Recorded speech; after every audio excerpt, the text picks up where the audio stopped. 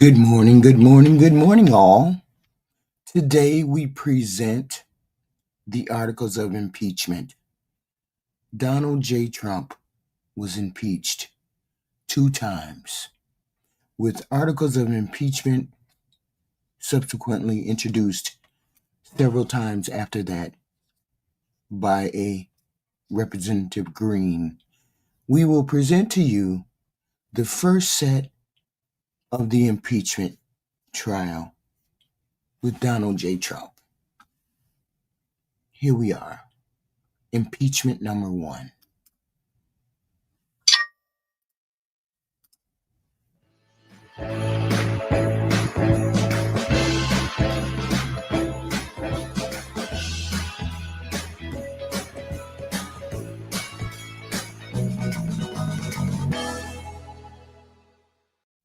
Up the resolution. I now call up HRES 755, impeaching Donald John Trump, President of the United States, for high crimes and misdemeanors. For purposes of markup, and move that the committee report the resolution favorably to the House. The clerk will report the resolution. HRES 755, impeaching Donald John Trump, President of the United States, for high crimes and misdemeanors, in the House of Representatives, December 10, 2019. Mr. Nadler submitted the following resolution, which was referred to the Committee on the Judiciary. Resolution: impeaching Donald John Trump, President of the United States, for high crimes and misdemeanors. Resolved that Donald J. Trump, President of the United States, is impeached for high crimes and misdemeanors, and that the following articles of impeachment be exhibited to the United States Senate.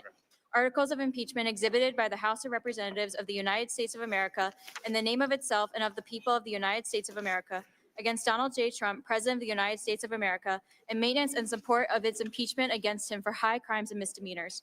Article 1, abuse of power. The Constitution provides that the House of Representatives shall have the sole power of impeachment, and that the President shall be removed from office of impeachment for the conviction of treason, bribery, or other high crimes and misdemeanors.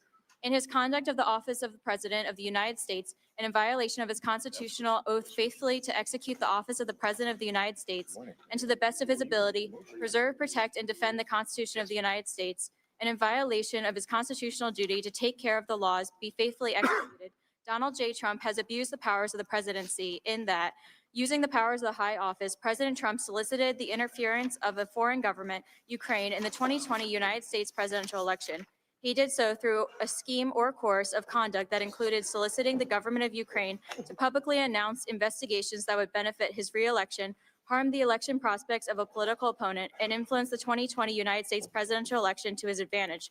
President Trump also sought to pressure the government of Ukraine to take these steps by conditioning official United States government acts of significant value of Ukraine on its public announcement of the investigations.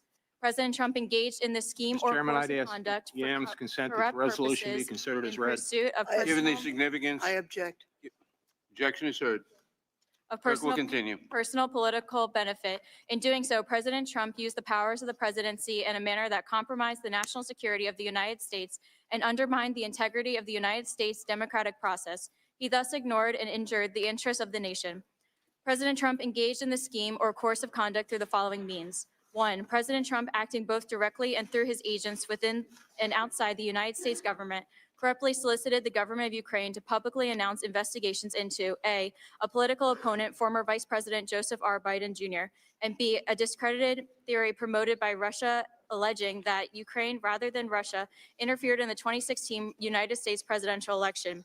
2, with the same corrupt motives, President Trump, acting both directly and through his agents within and outside the United States government, conditioned 2 official acts on the public announcements that he had requested: A, the release of $391 million of United States taxpayer funds that Congress had appropriated on a bipartisan basis for the purpose of providing vital military and security assistance to Ukraine to oppose Russian aggression, which President Trump had ordered suspended; and B, a head of state meeting at the White House, which President of Ukraine sought to demonstrate continued United States support for the government of Ukraine in the face of Russian aggression.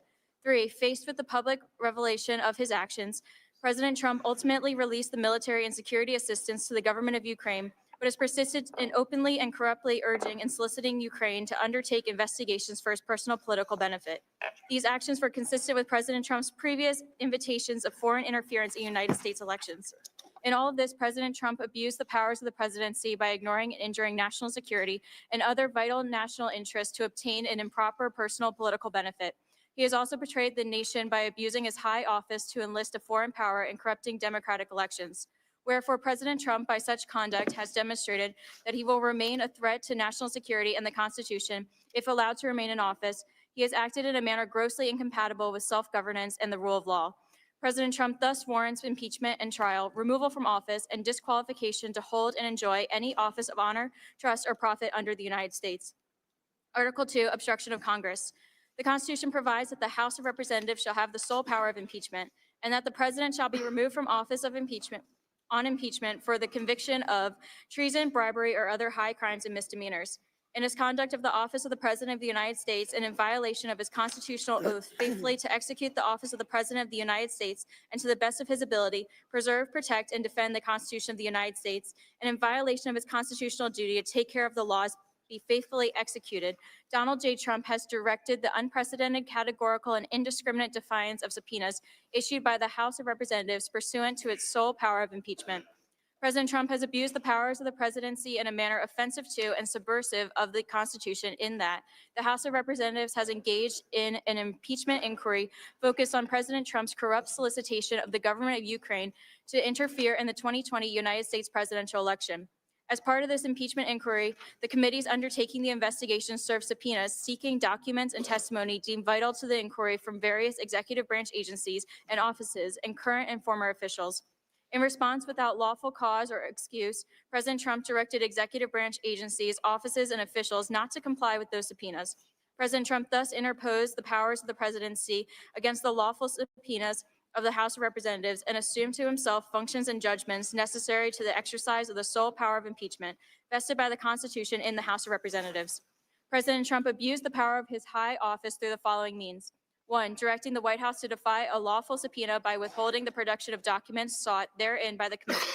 2, directing other executive branch agencies and offices to defy lawful subpoenas and withhold the production of documents and records from the committees, in response to which the Department of State, Office of Management and Budget, Department of Energy, and Department of Defense refused to produce a single document or record. 3, directing current and former executive branch officials not to cooperate with the committees, in response to which 9 administrative officials defied subpoenas for testimony, namely John Michael McMulvaney, Robert B. Blair, John A. Eisenberg, Michael Ellis, Preston Wells Griffith, Russell T. Vaught, Michael Duffy, Brian McCormick, and T. Ulrich Bruckbuhl. These actions were consistent with President Trump's previous efforts to undermine United States government investigations into foreign interference in the United States elections. Through these actions, President Trump sought to arrogate to himself the right to determine the propriety, scope, and nature of an impeachment inquiry into his own conduct, as well as the unilateral prerogative to deny any and all information to the House of Representatives in exercise of its sole power of impeachment. In the history of the Republic, no president has ever ordered the complete defiance of an impeachment inquiry or sought to obstruct and impede so comprehensively the ability of the House of Representatives to investigate high crimes and misdemeanors. This abuse of office served to cover up the president's own repeated misconduct and to seize the control of power of impeachment, and thus to nullify a vital constitutional safeguard vested solely in the House of Representatives. In all of this, President Trump has acted in a manner contrary to his trust as president and subversive of constitutional government, to the great prejudice of cause of law and justice, and to the manifest injury of the people of the United States. Wherefore, President Trump, by such conduct, has demonstrated that he will remain a threat to the Constitution if allowed to remain in office, and has acted in a manner grossly incompatible with self-governance and the rule of law. President Trump thus warrants impeachment, trial, removal from office, and disqualification to hold and enjoy the office of honor, trust, and profit under the United States. Thank you. The gentleman will now state his point of order. Thank you, Mr. Chairman. Again, as I made the point of order on this minority hearing day, the chairman was furnished with the demand signed by all Republican members of the committee.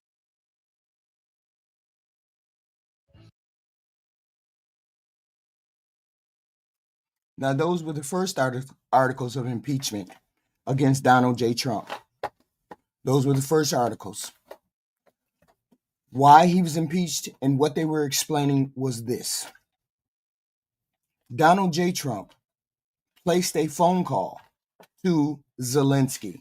Yes, the current day Zelensky that we know as the president of Ukraine currently, right now. Donald J. Trump placed a phone call to the Ukraine president and explained to the president that if you find evidence or you find any kind of dirt on Joe Biden, we need that dirt on Joe Biden and Hunter Biden, his son. This was a phone call, and this phone call is documented. People will tell you there's not a phone call. There is a phone call, documented, and it was released. He made this phone call to Zelensky and said, you need to find dirt on Hunter Biden and Joe Biden. And if you do not, I will stop aid from going to your country. This is a phone call. On the phone call, this is what Donald Trump said to Zelensky. This led to the first articles of impeachment. This is the first time that Donald J. Trump was impeached, and it was because of this phone call that they started the inquiry. Now, this is the House presentation. I'm giving you the House presentation of that article when they present their case in the House, because the House has to present the articles of impeachment, and then they have to put it on trial in the Senate. Of course, as per usual, then the do-nothing senators decided that they weren't going to convict, and we are in the problem where we are now. The phone call between President Donald J. Trump and Zelensky, the current president of Ukraine. He called him and told him on a phone call that is documented, and told Zelensky that you need to find dirt on Hunter Biden and Joe Biden. And if you do not, I will stop aid from coming to your country. No, Bob Better, Bobo Better. Don't do that. Don't sit there and lie. Don't sit there and say it didn't happen. This is a phone call that is documented. So stop it. Here is the House impeachment, the case being made by Adam Schiff, who made the case in the House. I thank my colleague, Chairman Nadler. I thank him for the extraordinary job that he has done as Chairman of the Judiciary Committee and throughout these difficult proceedings. Madam Speaker, my colleagues, my fellow Americans, I rise to support the impeachment of President Donald J. Trump. When a man, unprincipled in private life, desperate in his fortune, bold in his temper, possessed of considerable talents, having the advantage of military habits, despotic in his ordinary demeanor, known to have scoffed in private at the principles of liberty, when such a man is seen to mount the hobby horse of popularity, to join in the cry of danger to liberty, to take every opportunity of embarrassing the government, the general government, and bringing it under suspicion, to flatter and fall in with all the nonsense of the zealots of the day, it may justly be suspected that his object is to throw things into confusion, that he may ride the storm and direct the whirlwind. These are the words of Alexander Hamilton, written in 1792. Could we find a more perfect description of the present danger emanating from 1600 Pennsylvania Avenue? The framers crafted a constitution that contemplated free and fair elections for the highest office in the land, but also afforded the Congress with the power to remove a president who abused the powers of his office for personal gain, who compromised the public trust by betraying our nation's security, or who sought to undermine our democratic system by seeking foreign intervention in the conduct of our elections. This is the presentation of the articles of impeachment in the House. As I stated, Donald Trump was impeached specifically because he called Zelensky on the phone and told him to find dirt on Hunter Biden and Joe Biden. And he said, you have to do this, otherwise I am going to withhold aid to your country that we deliver to you, I am going to withhold aid to you if you do not give me dirt on Hunter Biden and Joe Biden. These are the first articles of impeachment that were presented against Donald J. Trump. The first in 2019. I would say that the founders could have little imagined that a single president might have done all of these things, except that the evidence has sadly proved this is exactly what this president has done. Hamilton, among others, seems to have predicted the rise of Donald Trump with a staggering prescience. Having won freedom from a king, the drafters of our Constitution designed a government in which ambition was made to check ambition, in which no branch of government would predominate over another, and no man would be allowed to be above the law, including the president, especially the president, since with whom would the danger be greater than with the officer charged with being our commander-in-chief?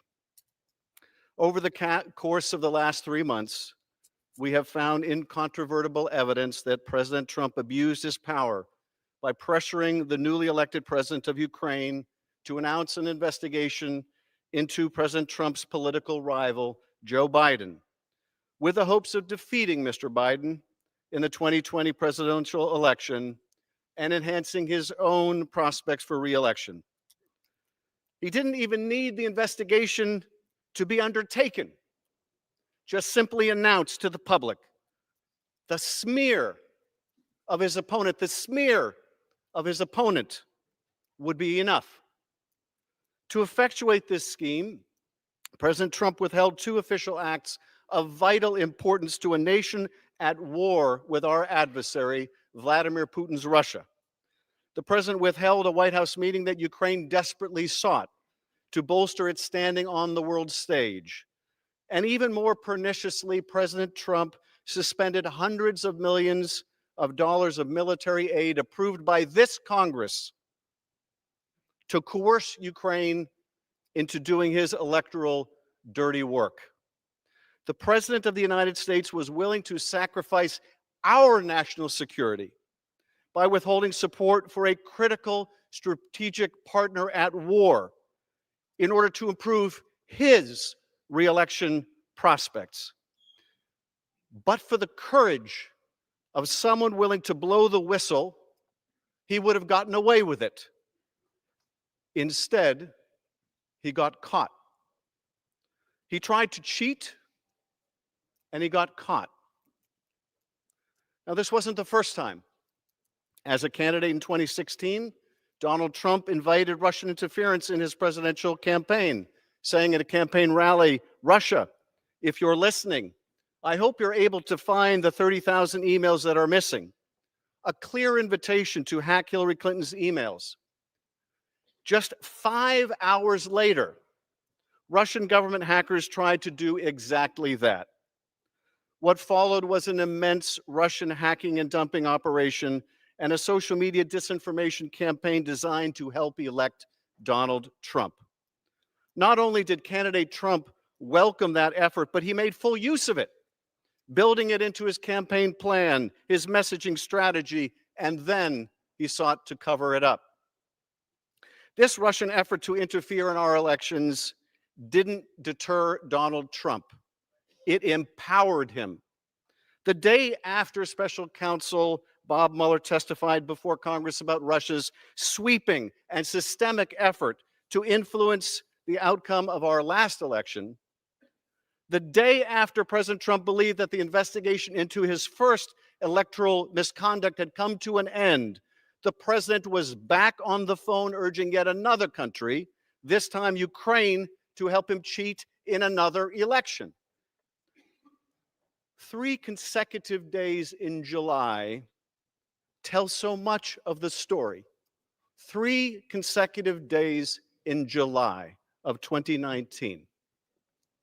July 24th, the day that Special Counsel Mueller testified before Congress, and President Trump thought he was finally in the clear. July 25th, the day that President Trump got on the phone with the Ukrainian president and in the context of a discussion about military support for that embattled nation that the president had recently frozen, said, "I would like you to do us a favor, though," and asked Ukraine to do 2 investigations to help his reelection efforts in 2020.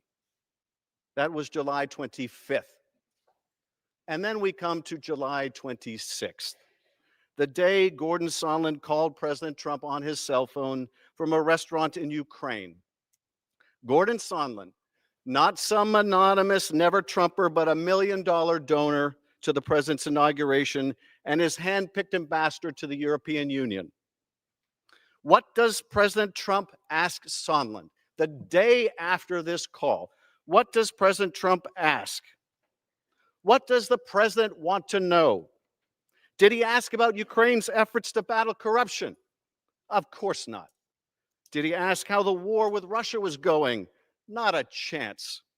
On the phone, his voice loud enough for others to hear, President Trump asked Sondland, "So he's going to do the investigation?"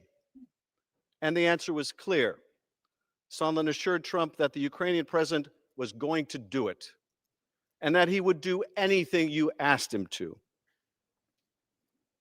If that wasn't telling enough, my colleagues, in a conversation that followed, an American diplomat dining with Sondland asked if it was true that President Trump didn't give a blank about Ukraine. Sondland agreed, saying the president cared only about big stuff. The diplomat noted that there was big stuff in Ukraine, like a war with Russia. And Sondland replied that the president cared only about big stuff that benefits him personally, like the Biden investigation that Mr. Giuliani was pushing. In that short conversation, we learned everything we need to know about the 45th president of the United States. He doesn't care about Ukraine or the impact on our national security caused by withholding military aid to that country fighting for its democratic life. All that matters to this president is what affects him personally, an investigation into his political rival and a chance to cheat in the next election. Even back then, Donald J. Trump did not give a damn about the people of the United States. He only gave a damn about himself. As I stated, he is presenting the case for impeachment against Donald J. Trump. Donald J. Trump, on the phone call to Zelensky in 2019, told Zelensky that you need to find me dirt on Biden and Hunter Biden. Otherwise, I will stop aid to your country. This is what got Donald J. Trump impeached the first time. Adam Schiff is presenting the case. As Professor Gerhardt testified before the Judiciary Committee 2 weeks ago, if what we're talking about is not impeachable, then nothing is impeachable. Even as this body uncovered the facts of this Ukraine scheme, even as we opened an impeachment inquiry, even as we gathered evidence, President Trump continued his efforts to seek foreign help in the next election. Well, I would think, he said from the White House lawn on October 3rd, that if they're being honest about it, they'd start a major investigation into the Bidens. It's a very simple answer, he said. And he made it clear it's an open invitation to other nations as well, saying China should start an investigation into the Bidens too. President Trump sent his chief of staff to the White House podium and he told the world that, of course, they had linked aid to investigations and that we should just get over it. And even as these articles have made their way to this House floor, the president's personal attorney has continued pursuing these sham investigations on behalf of his client, the president. The president and his men plot on. The danger persists. The risk is real. Our democracy is at peril. But we are not without a remedy prescribed by the founders for just these circumstances: impeachment. The only question is, will we use it? Or have we fallen prey to another evil that the founders forewarned? The excess of factionalism, the elevation of party over country. Many of my colleagues appeared to have made their choice to protect the president, to enable him to be above the law, to empower this president to cheat again, as long as it is in the service of their party and their power. They've made their choice, despite this president and the White House stonewalling every subpoena, every request for witnesses and testimony from this co-equal branch of government. They have made their choice, knowing that to allow this president to obstruct Congress will empower him and any other president that follows to be as corrupt, as negligent, or as abusive of the power of the presidency as they choose.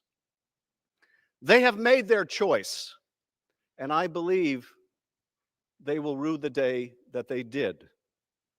When Donald J. Trump was sworn in on January 20th, 2017, he repeated these words: "I do solemnly swear that I will faithfully execute the office of the President of the United States and will, to the best of my ability, preserve, protect, and defend the Constitution of the United States." Has he lived up to that sacred obligation? Has he honored his oath of office? Has he preserved, protected, and defended the Constitution of the United States? The uncontested evidence provides the simple yet tragic answer: he has not.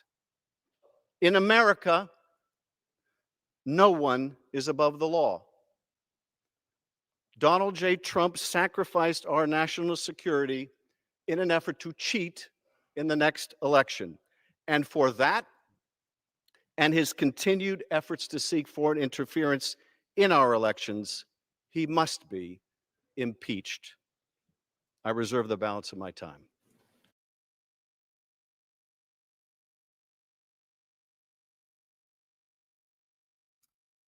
Here is the Here is the vote. The vote for the articles of impeachment. So, we had obstruction from the Republicans even back then to impeach this. Accounts of the House of Representatives. 2, sending for persons and papers and filing with the Secretary of the Senate on the part of the House of Representatives. This is reading of the articles, the vote on the articles, and the sending of the articles to the Senate. Any pleadings in conjunction with or subsequent to the exhibition of the articles of impeachment that the managers consider necessary. This is the first articles of impeachment that occurred when Donald J. Trump called Zelensky, the current president Zelensky, called him up and demanded that he get dirt on Hunter Biden and he get dirt on President Biden. He said, "You need to get dirt on President Biden and Hunter Biden. Otherwise, I will cut off your aid to Ukraine." He said that plainly and clearly on the line, on the phone call, when there were people listening. This is what got him impeached the first time. You cannot do that. So, this is impeachment number 1. This is the vote. Pursuant to House Resolution 767, the resolution is debatable for 10 minutes, equally divided and controlled by the chair and ranking minority member of the Committee on the Judiciary. The gentleman from New York, Mr. Nadler, and the gentleman from Georgia, Mr. Collins, each will control 5 minutes. The chair now recognizes the gentleman from New York. Madam Speaker, I now yield myself 2 minutes. Gentleman's recognized for 2 minutes. Madam Speaker, the resolution before us today appoints managers to prosecute the Senate impeachment trial of President Trump. This trial is necessary because President Trump gravely abused the power of his office when he strong-armed a foreign government to announce investigations into his domestic political rival. He betrayed our country when he used the powers of his office, including withholding vital U.S. military assistance, to pressure that government to help him win re-election. He invited foreign interference into our elections. Again, he jeopardized our national security. He did all this for his personal political gain. And then he violated the Constitution by stonewalling Congress's efforts to investigate, ordering an absolute blockade of evidence. Despite that, the House was able to uncover powerful evidence that demonstrates beyond doubt the president's betrayal and violations of the Constitution. But we still have not heard the whole truth because the president has refused to allow a single document to be turned over to the House in response to our impeachment subpoenas. And he has prevented us from hearing key witnesses as well. This is unprecedented. Our Speaker has led our fight for a fair trial in the Senate. Above all, a fair trial must include additional documents and all relevant witnesses. The American people have common sense. They know that any trial that does not allow witnesses is not a trial. It is a cover-up. The Speaker's insistence on this point has gotten results. Just yesterday, we received critical new evidence from the president's former associate, Lev Parnas, that further proves Mr. Trump's scheme to pressure Ukraine to go after his personal political opponents. New witness testimony has become available as well, including John Bolton's announcement that he would honor a Senate subpoena. Under today's resolution, the managers also have broad authority to submit to the Senate any additional evidence the House may acquire on its own, and we will do so. The Senate is on trial. We will see whether they conduct a fair trial and allow the witnesses or conduct a cover-up. Today's resolution is the next step in this serious and solemn constitutional process. I urge my colleagues to vote yes on the resolution. Gentleman from Georgia. Thank you, Madam Speaker. This impeachment process has been flawed from the outset. It resembles not a congressional action, it resembles more a Dr. Seuss book, knowing not which way it goes. On September 24th, the Speaker declared at a press conference the House was conducting an impeachment inquiry. However, to the contrary, to the Speaker's decree that we were all of a sudden in impeachment inquiry, the House did not authorize the impeachment inquiry until October 31st by adopting H.R. 660. It is just said just a moment ago that the Speaker has been leading the fight for a fair trial in the Senate. I wish the Speaker had been leading for a fair hearing in the House instead of trashing our rules. For those 71 out of 78 days from the time it was announced at a press conference to the time we finished, the president was not permitted to participate in these meetings. Think about that, 71 days out of 78 in which we actually did something on impeachment. He was not presented the ability to cross-examine fact witnesses, present counter-arguments, no due process at all in those 71 days. When presented with the opportunity when it came to the Judiciary Committee, instead of the Judiciary Committee stepping up and actually acting like the Judiciary Committee of the Committee of Impeachment, we punted.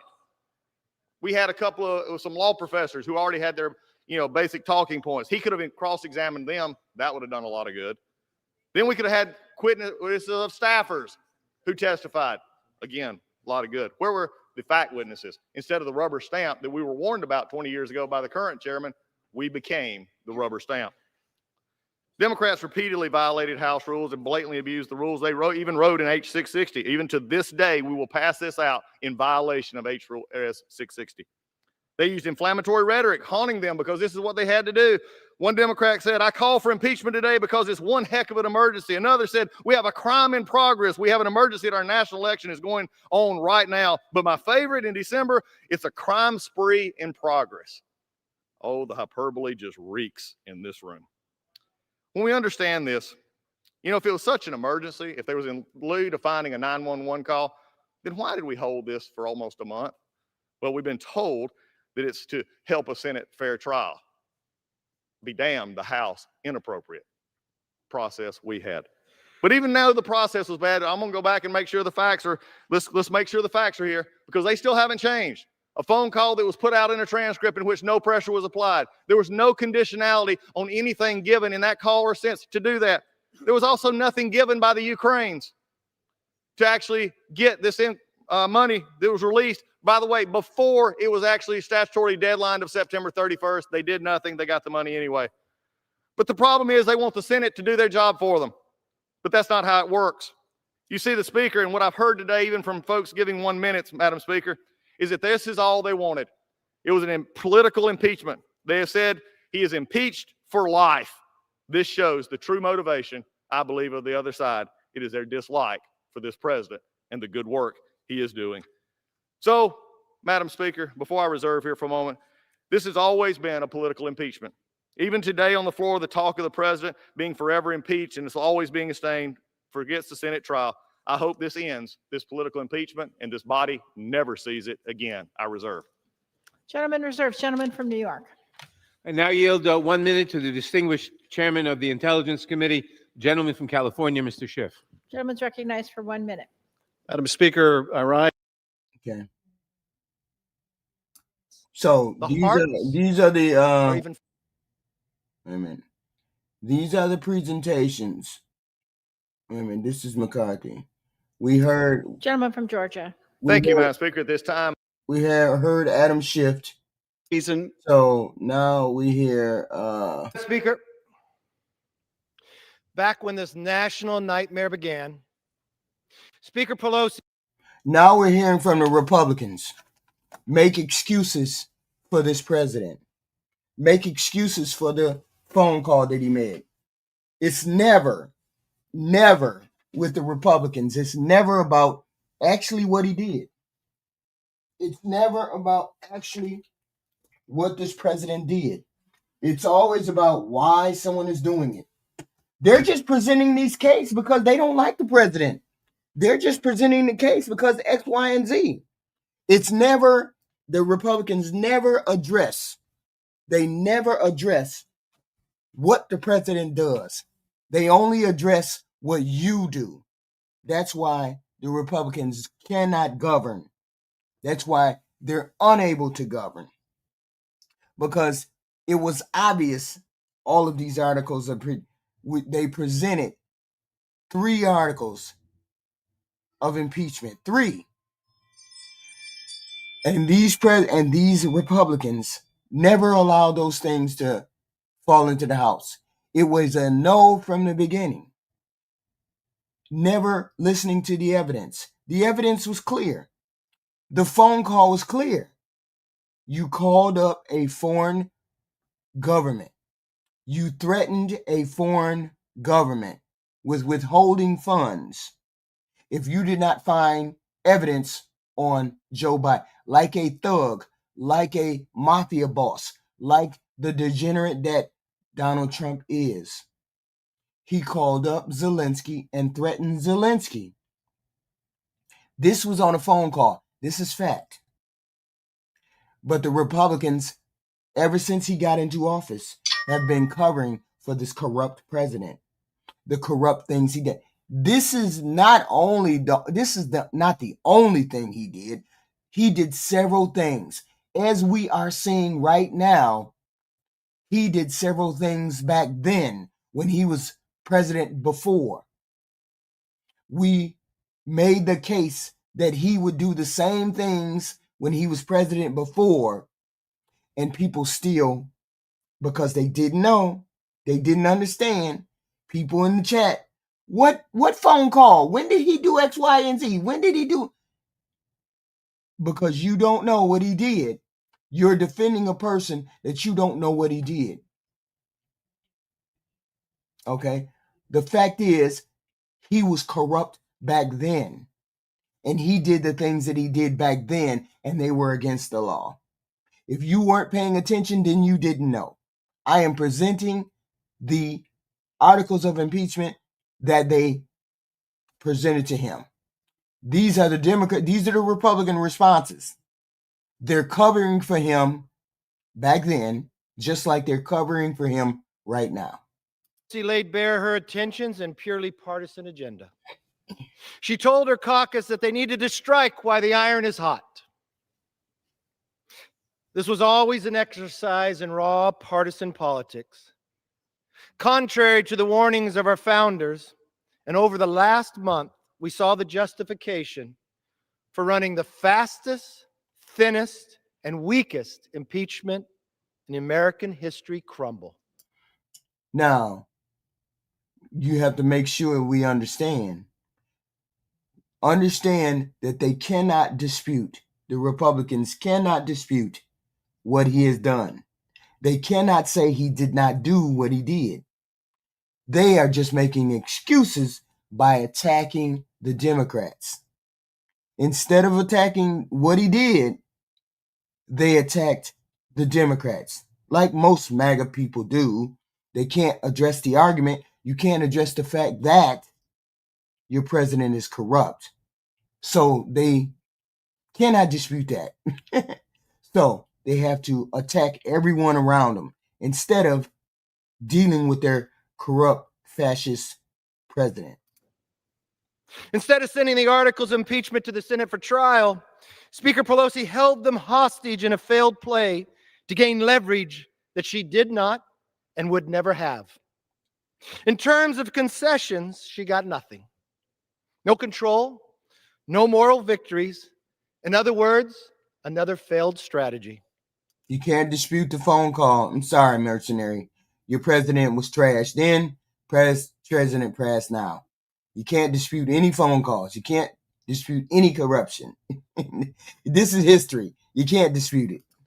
After a month of counterproductive and harmful delays, I have 3 questions for my friends on the other side of the aisle, the Democrats. What happened to impeachment being urgent? What happened to Congress being on the clock? What happened to saying the House would be derelict in our duty if we did not act immediately? These were all the assertions Democrats made over the past several months. I guess it turns out none of them are true.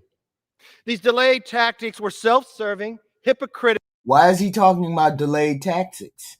Why is he talking about anything being delayed? Delayed what? Address his impeachment charges. Don't address the Democrats, address the impeachment charges. The Republicans couldn't address the impeachment charges because they had nothing to counteract these impeachment. Critical and discrediting. But they made an important admission. Some might even call it a concession. You proved a very big point. Democrats do not even believe their case was robust enough to win in a trial. Even the Speaker's allies admit the delays undermined their case. Some has gone as far as describing it as a failed strategy. These are those who are closest to her. Senator Feinstein, the senior Democrat from our state of California and the hometown senator of the Speaker, said, the longer it goes on, the less urgent it becomes. And Chairman Adam Smith, the confidant of the Speaker, said it was time to transmit the articles to the Senate. Before these statements were made last week, before the Speaker relented, they are significant because they were public and they were honest.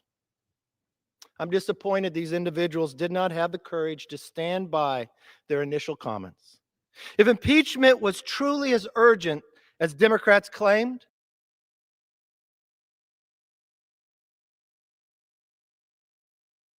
why are we in discussion about whether it's important or not? You see the distraction.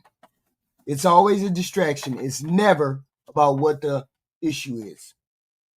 The president made a phone call to Zelensky saying, you need to get dirt on Hunter Biden, otherwise I'm not giving you financial aid. That's an impeachable offense. the majority should not have waited for the Speaker to choose a political convenient time. Anyone could have recognized this ploy would not work. The House and the Senate are different institutions, and at this point in time, controlled by different parties. As James Madison wrote in the Federalist Papers, the purpose of bicameralism is to guard against the dangers of encroachment and to stop toxic resolutions from taking effect. We saw separation of powers prevail against an abuse of power, just as the Constitution intends. The idea of withholding a sloppy impeachment case to force the Senate to change its rules is constitutionally and politically unheard of. Frankly, it's just ridiculous. In Article 1, Section 5, the Constitution clearly states, each House may determine the roles of its proceedings. It doesn't say the House may determine the roles of proceedings in the Senate. If anything, the Speaker's actions have only further persuaded members of the Senate that the evidence of impeachment was neither thorough nor satisfactory. But you know what? Let's be honest. This was never about persuasion. It was never about the rule of law. It was what Alexander Hamilton warned us, that one party would get control. And just because of the animosity, would demean the process of impeachment. And by selecting these particular batch of managers, the Speaker has further proven she's not interested in winning the minds, the hearts, or even following the Constitution. Let's take a look at the first three names Speaker Pelosi announced in her anticipated announcement earlier today. Chairman Schiff, a man who has already taken on the role of judge, jury, and fact witness throughout the entire House impeachment process. Chairman Nadler, someone who campaigned for the chairmanship of the Judiciary Committee that's responsible for impeachment beginning as far back as December 2017, before you were even in the majority, on the notion that he would be the best person to lead the charge on potential impeachment against the president. You see, you get a chairmanship by your conference voting for you. You campaign for it. You put your best ideas out there of why you should be the chairman. In 2017, that was the campaign. Congressman Hakeem Jeffries, a member who almost 2 years to this date voted in support of impeachment. You know, that was more than a year before the Ukraine call even took place. Those are just some of the managers. If you think about the members, there's people who were, on the day they were sworn in to this body, told those who supported him the greatest that they were going to impeach him. As I've said in the past, there's an issue with fairness. But instead of looking to the Senate, Speaker Pelosi should be looking within her own caucus. From the beginning, this investigation was marred by selective leaks to the media, a completely predetermined process. Yes, we've been through impeachment before, but it was much different. We believed in the rule of law back then, that we would face our accuser, that you could cross-examine, that the minority could actually ask for witnesses.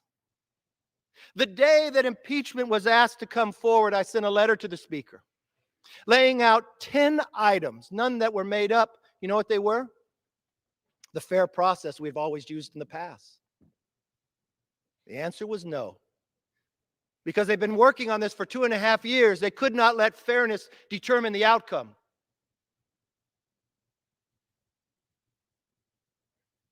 Any other prosecutor would be disbarred for such blatant bias, especially if that prosecutor was a fact witness in the case. The reason for this impeachment is the same reason it's taken Democrats 30 days to send the articles to the Senate. Just spite. They wanted to stain the president's record without giving him a fair chance to clear his name. Last year, we saw House Democrats invert the burden of proof during their fair investigation.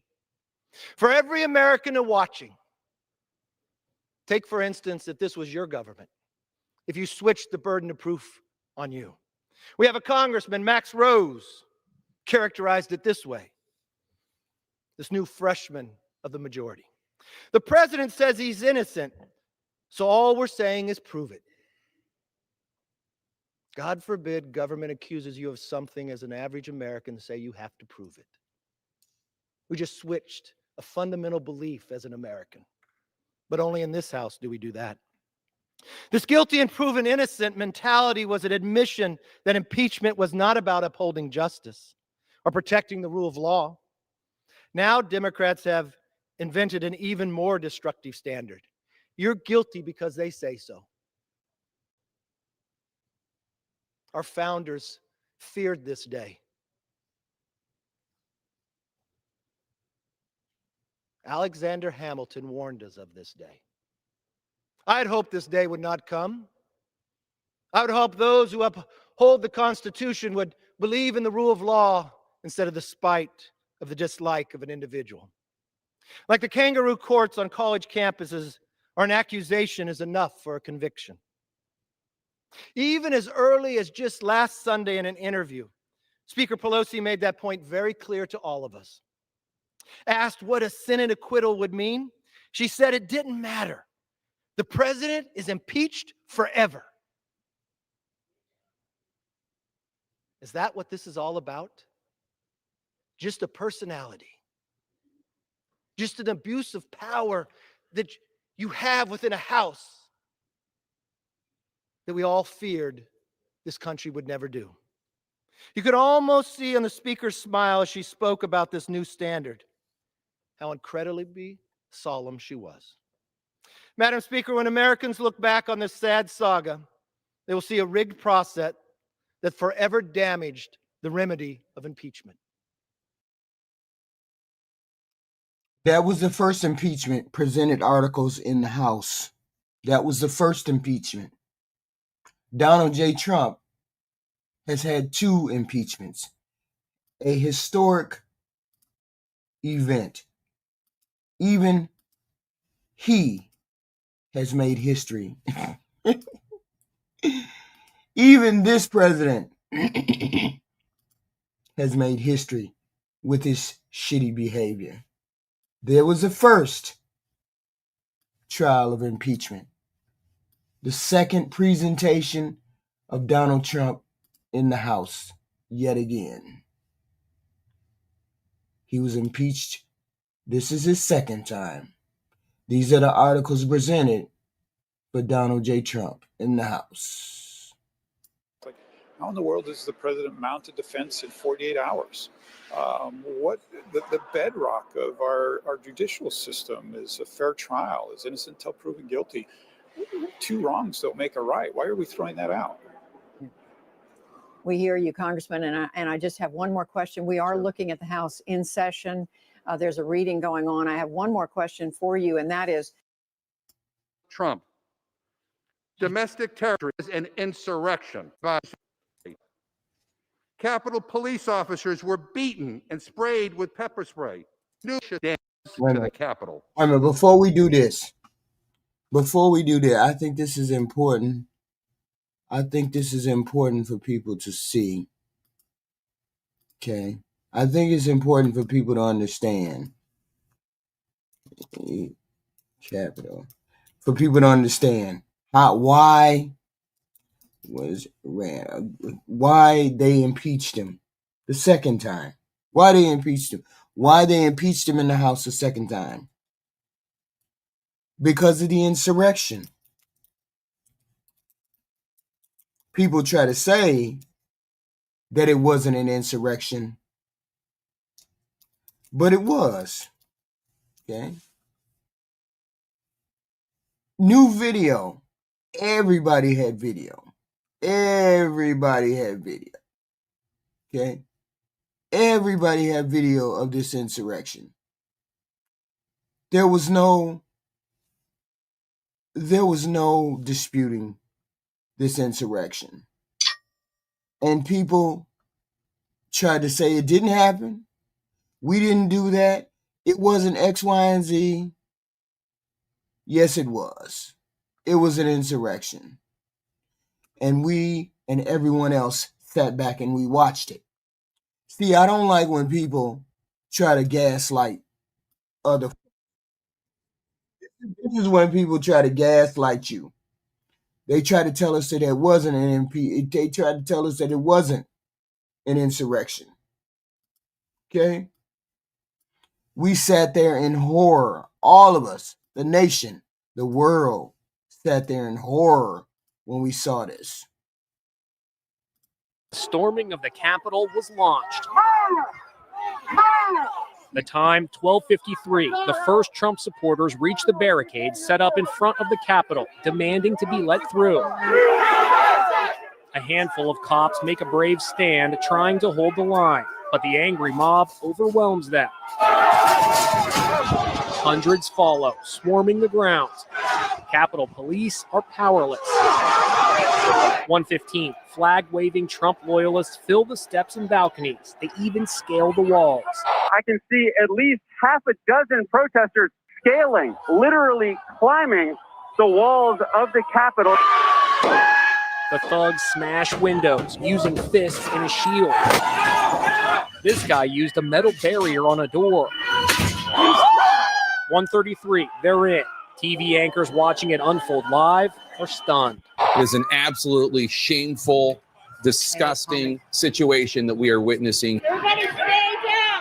Inside the chamber, members of Congress take cover. We were just told that there has been tear gas in the rotunda, and we're being instructed to each of us get gas masks. These are what the escape hoods look like. They're kept under every chair in the event of a chemical attack.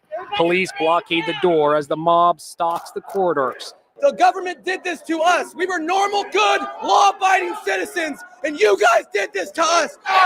Today, the ease and speed by which the mob took over our cradle of democracy is sparking outrage. Some officers did their best.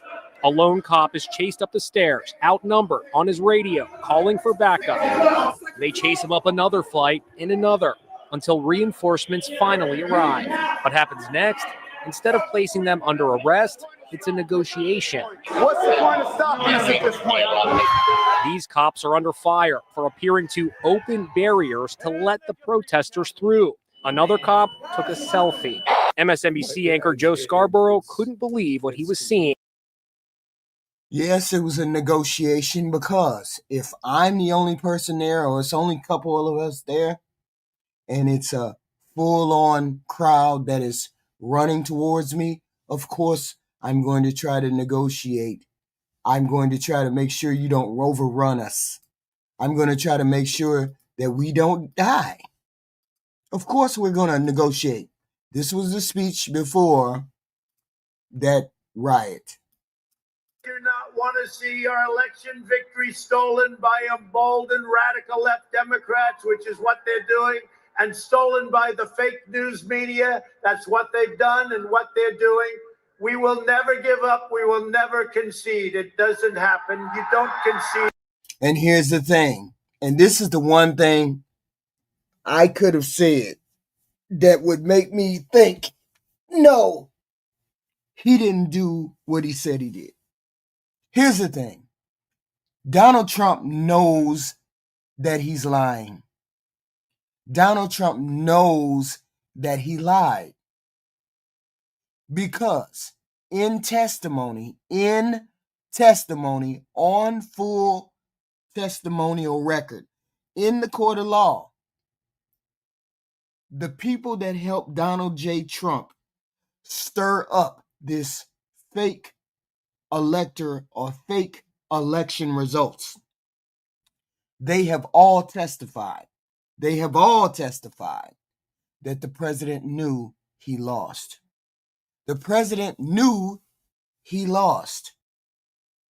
And yet and still, he stirred up the people to do the things that they did. He knew that he lost.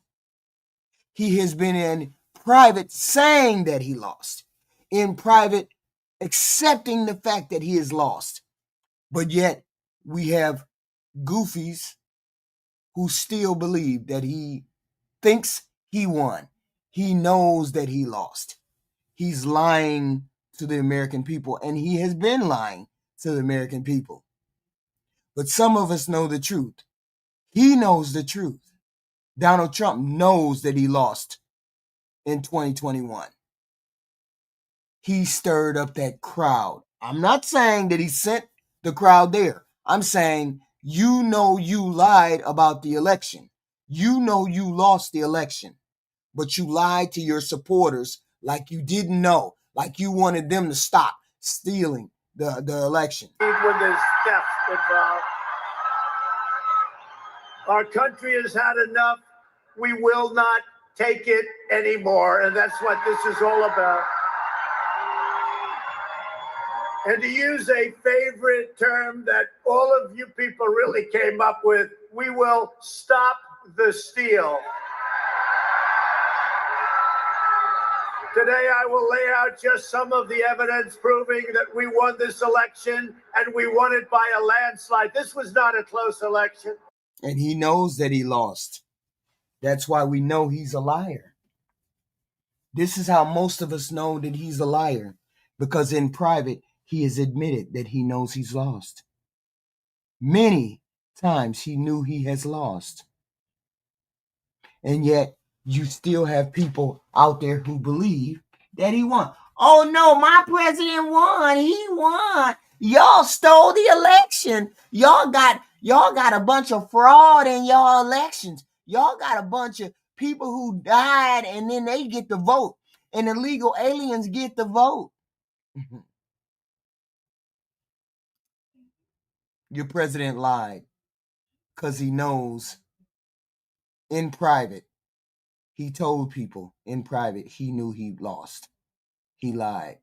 And he got you all lying for him. That's amazing. You know, I say sometimes jokingly, but there's no joke about it. I've been in 2 elections. I won them both. And the second one, I won much bigger than the first, okay? Almost 75 million people voted for our campaign, the most of any incumbent president by far in the history of our country. 12 million more people than 4 years ago. And I was told by the real pollsters, we do have real pollsters, they know that we were going to do well and we were going to win. What I was told, if I went from 63 million, which we had 4 years ago, to 66 million, there was no chance of losing. Well, we didn't go to 66. We went to 75 million, and they say we lost. We didn't lose. And by the way, does anybody believe that Joe had 80 million votes? Does anybody believe that? He had 80 million computer votes. It's a disgrace. There's never been anything like that. You could take third world countries. Just take a look. Take third world countries. Their elections are more honest than what we've been going through in this country. It's a disgrace. It's a disgrace. You look at last night, they're all running around like chickens with their heads cut off with boxes, and nobody knows what the hell is going on. There's never been anything like this. We will not let them silence your voices. We're not going to let it happen. Not going to let it happen.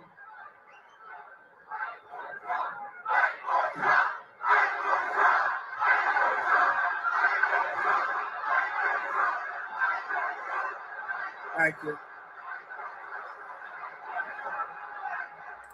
USA! USA! USA! USA!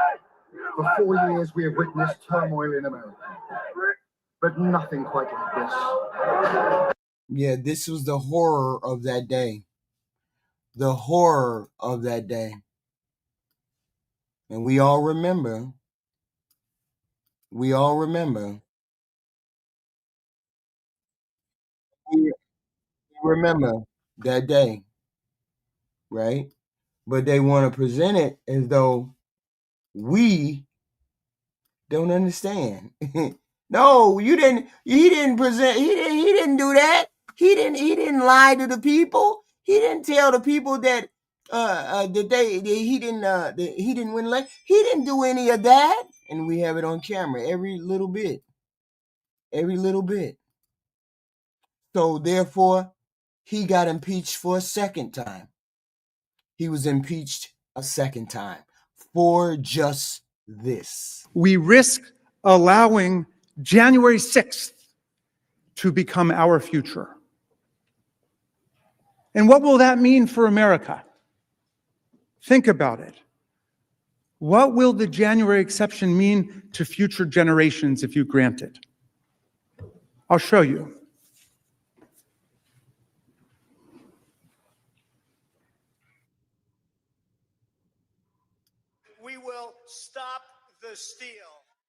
Okay, that's his speech.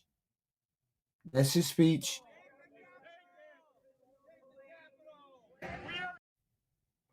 That's the video. Okay. Storming the Capitol.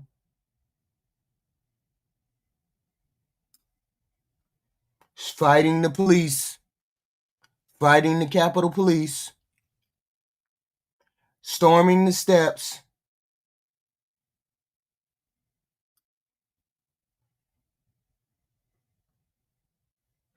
This is what happened.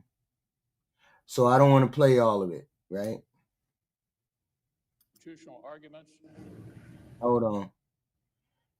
So we don't want to see all of that. This is the film. That's what we fucking need to have 30,000. Vigilant election.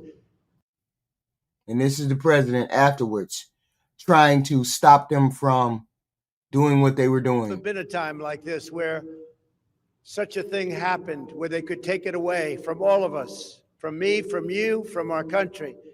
This was a fraudulent election, but we can't play into the hands of these people. We have to have peace.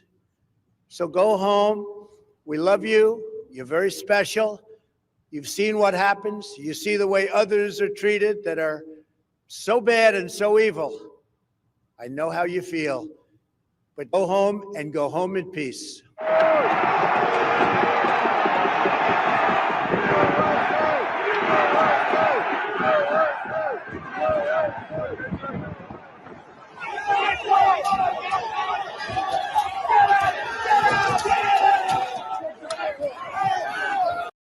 So we ain't gonna forget that day.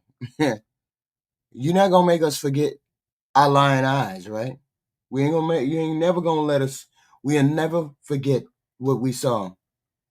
Okay, that was the first impeachment. This was the second impeachment. I'm sorry.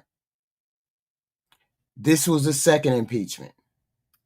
Okay, and that's part of the issue right there. That's part of the issue right there that people don't seem to understand. This president committed these acts against the United States people. But this is what we have to deal with. This is the president that we have to deal with. On the cusp of a third impeachment.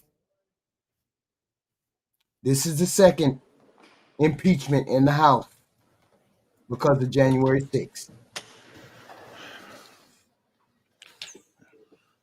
The House will be in order. The chair lays before the House a communication from the Speaker.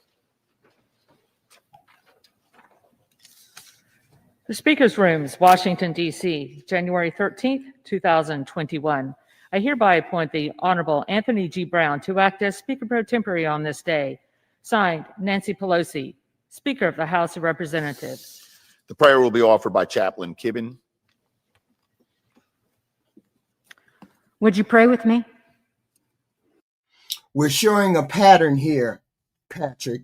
No, Jason. Wait a minute, who? We're showing a pattern here. We have a pattern of a lawless president. We continue to show the pattern of this lawless president.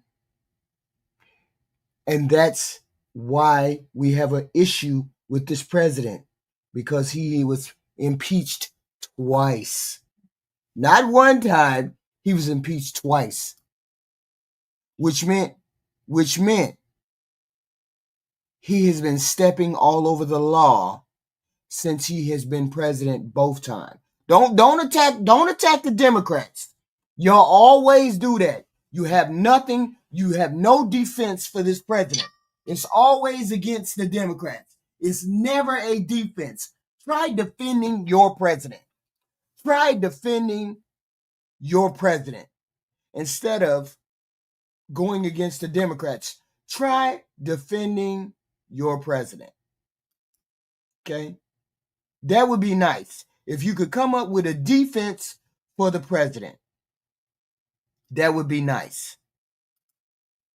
But you can't come up with a defense for the president because there's no defense available because he can't defend himself.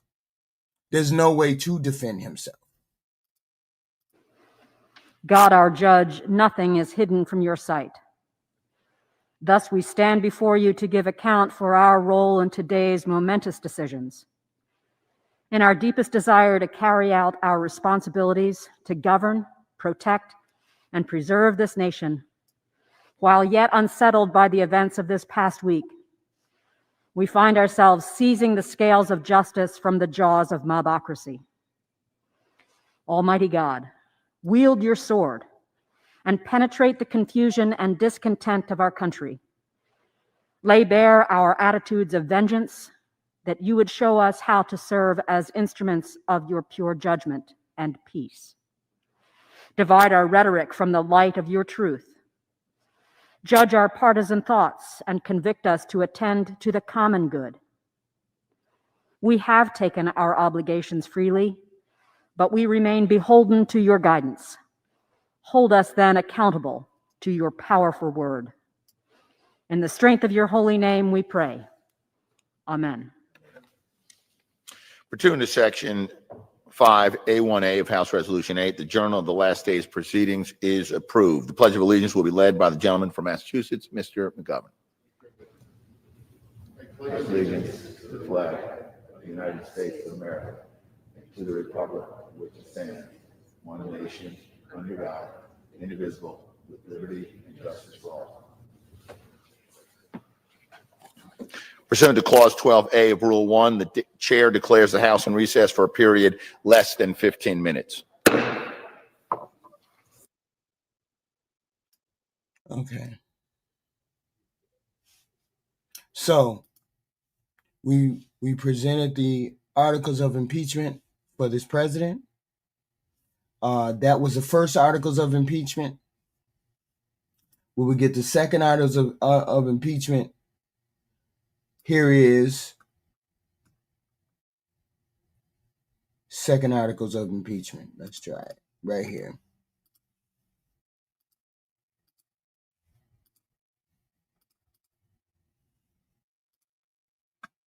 The signal was unmistakable. These thugs should stage a coup so Donald Trump can hang on to power. The people's will be damned. This beacon of democracy became the site of a vicious attack. Rioters chanted, "Hang Mike Pence," as a noose and gallows were built a stone's throw from the Capitol steps. Capitol police officers were beaten and sprayed with pepper spray. Attackers hunted down lawmakers to hold them hostage or worse. Staff barricaded doors. People sent text messages to their families to tell them they loved them. They thought they were saying goodbye, Mr. Speaker. This was not a protest. This was an insurrection. This was a well-organized attack on our country that was incited by Donald Trump. Domestic terrorists broke into the United States Capitol that day, and it's a miracle more people didn't die. As my colleagues and I were being evacuated to safety, I never, ever will forget what I saw when I looked into the eyes of those attackers right in the Speaker's lobby there. I saw evil, Mr. Speaker. Our country came under attack, not from a foreign nation, but from within. These were not protesters. These were not patriots. These were traitors. These were domestic terrorists, Mr. Speaker. And they were acting under the orders of Donald Trump. Now, some of my colleagues on the other side have suggested that we just move on from this horror. But to gloss over it would be an abdication of our duty. Others on the Republican side have talked about unity. But we can't have unity without truth and without accountability. And I'm not about to be lectured by people who just voted to overturn the results of a free and fair election.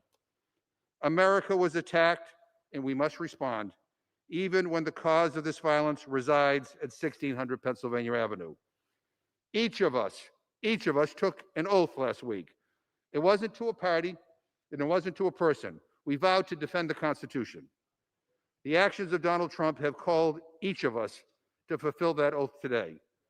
I pray that we rise to this responsibility because every moment Donald Trump is in the White House, our nation, our freedom is in danger. He's speaking this in 2021. He's speaking this in 2020. Is it 2021, 2022? He's speaking this for the second trial of Donald J. Trump. Impeachment. There's a difference.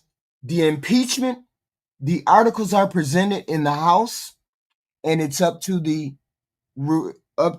Senate in order to convict in the Senate. He is presenting the articles of impeachment because Donald J. Trump incited a riot because he lost an election. He incited a riot against the United States citizens, against congressmen and senators. He incited a riot. This was why he was impeached the second time. And he will go down in history as being the only president who was impeached the second time, and he may be impeached a third time if the Democrats become the majority in the House again. They will impeach him again because he has done impeachable offenses. Let's continue. He must be held to account for the attack on our Capitol that he organized and he incited. I solemnly urge my colleagues to support this rule and the underlying article. The damage this building sustained can be repaired, Mr. Speaker.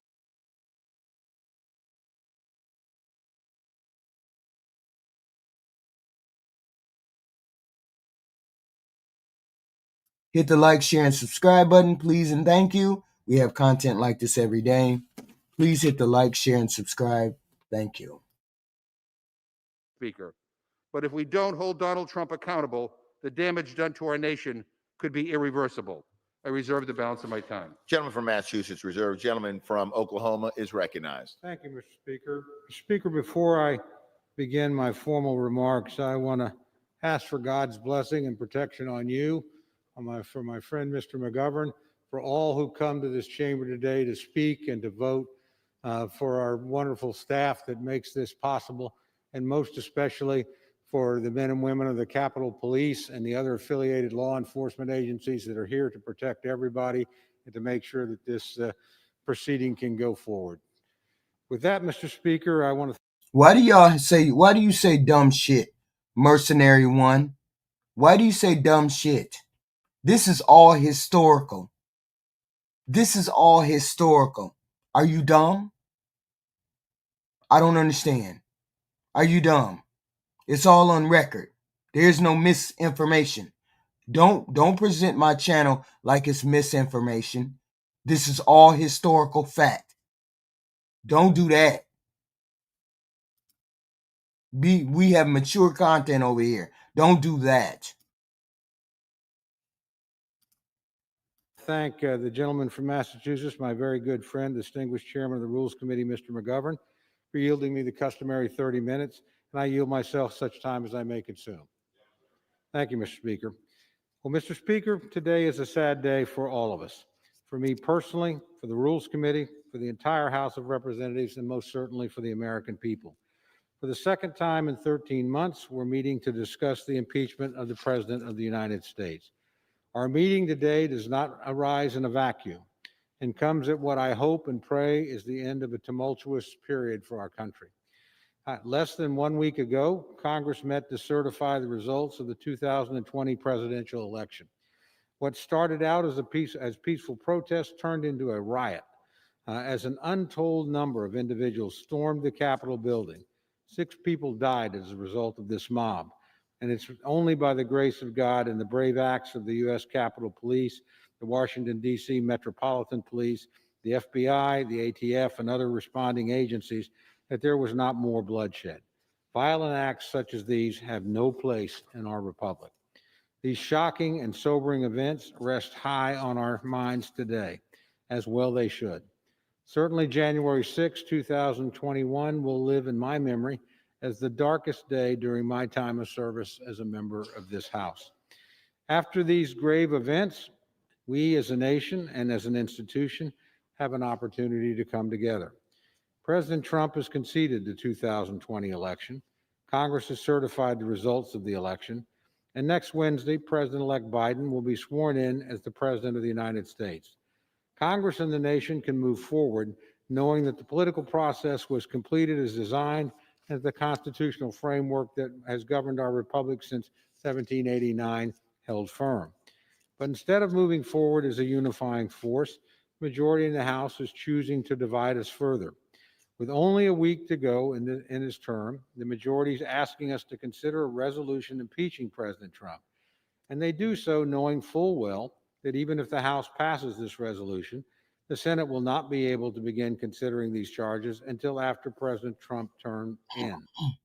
Why do you all sit in the chat talking about the KKK? Democrats were founded in the 1820s.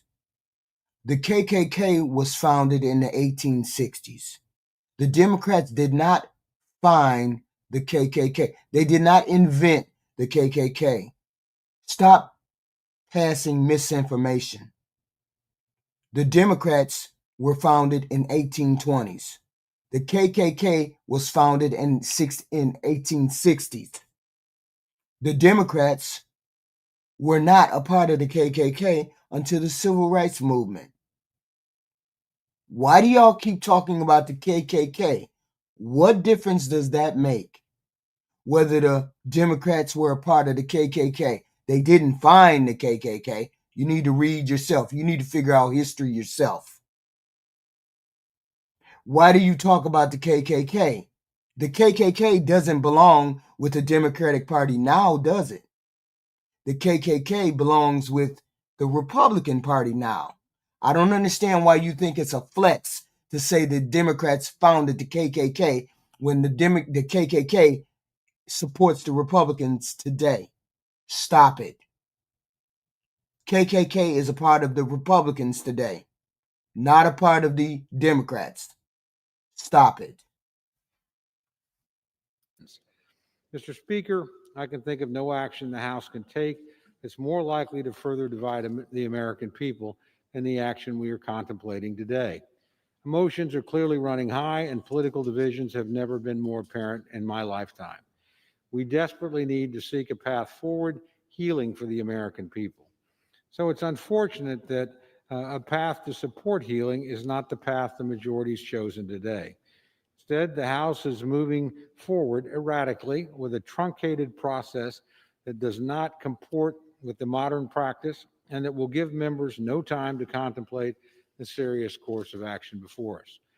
In every modern impeachment inquiry, an investigation and committee action has preceded bringing an impeachment resolution to the floor.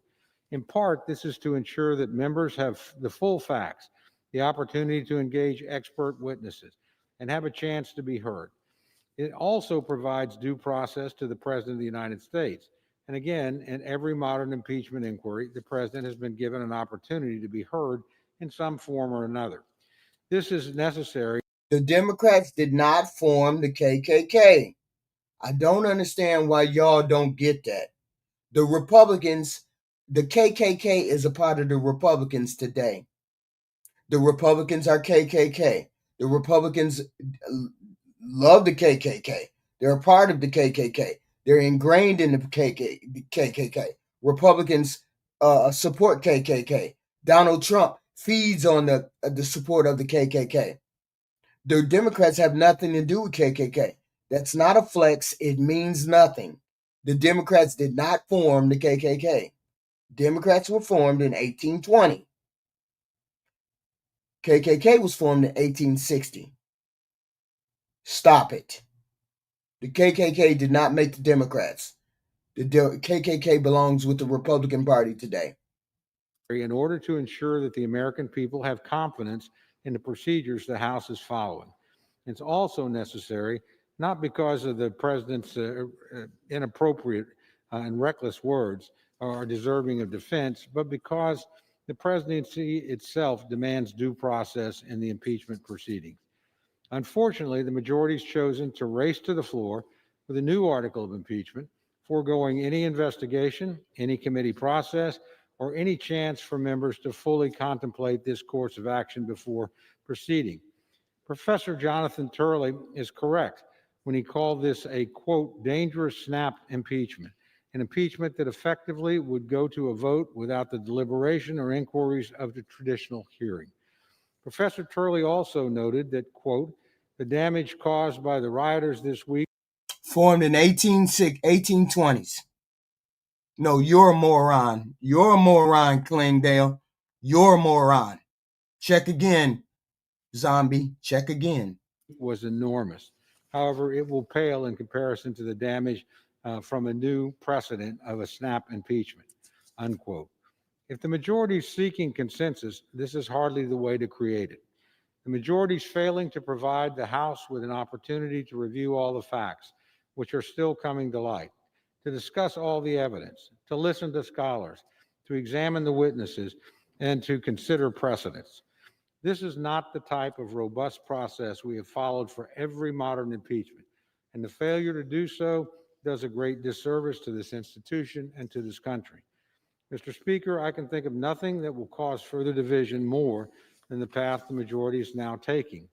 Rather than looking ahead to a new administration, the majority is again seeking to settle scores against the old one.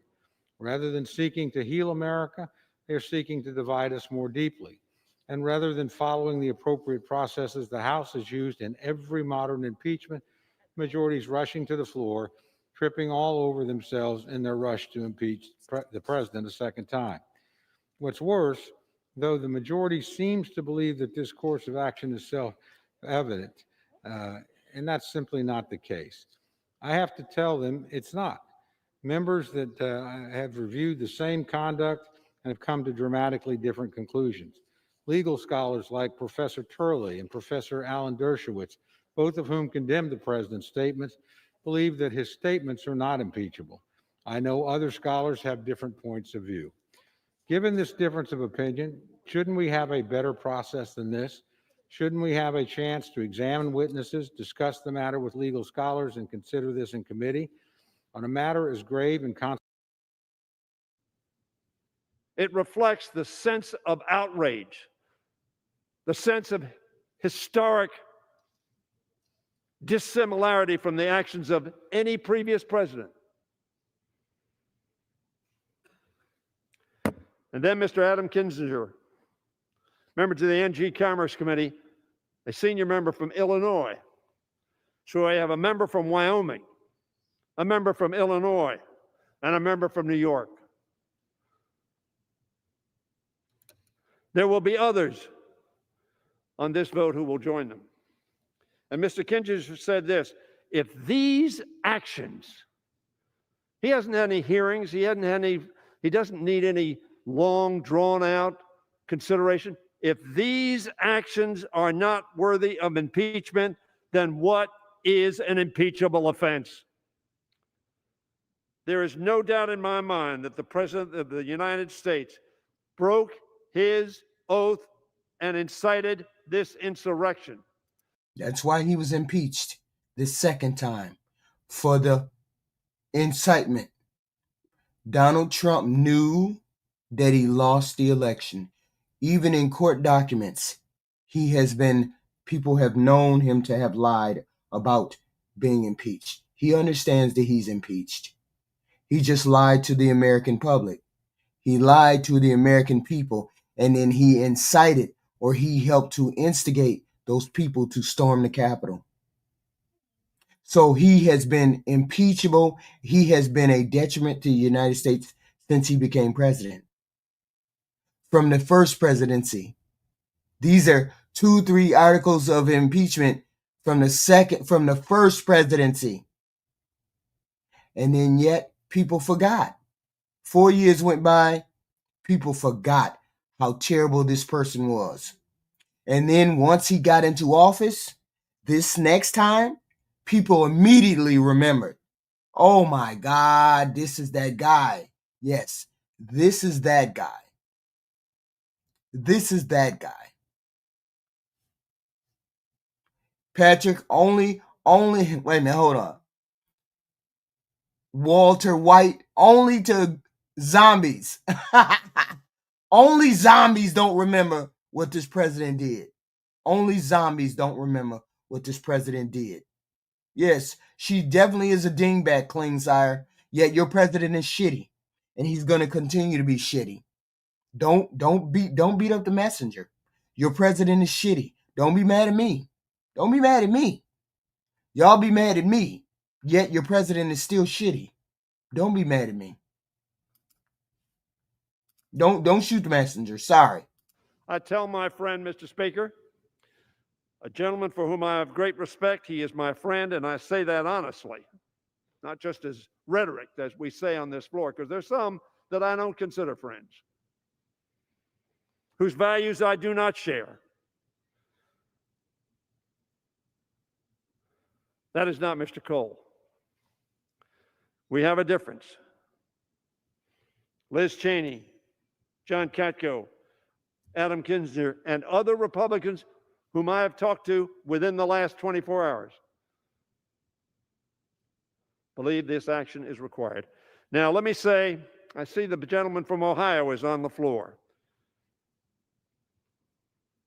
He likes to say that we Democrats were elected and the first thing we wanted to do was impeach this president. And he's shaking his head in agreement because, like the President of the United States, he denies the facts. Trump-like. Fake news. December 6, 2017. Mr. Green, whom I'm going to refer to, offered a motion because he saw the danger that confronted our country.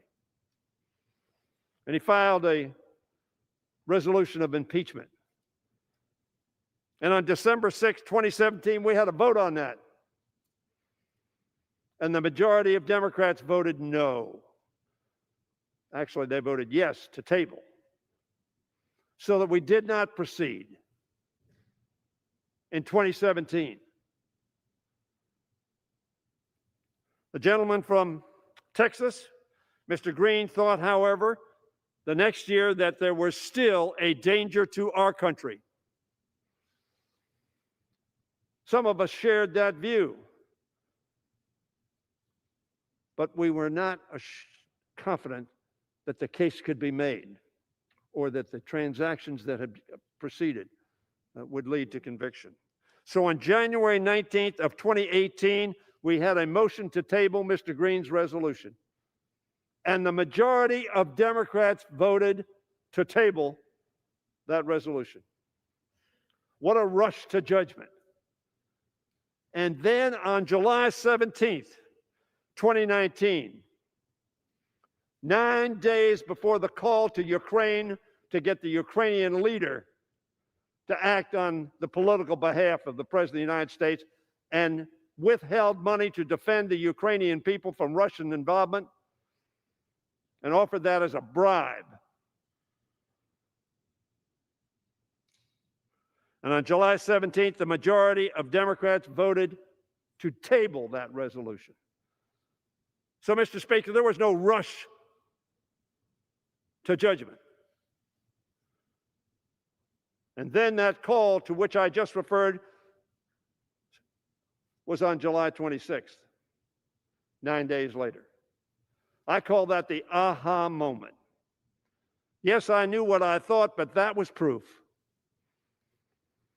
And the gentleman, some gentlemen have lamented that we didn't know the whistleblower, because after all, if we knew the whistleblower, we could intimidate everybody else from coming forward.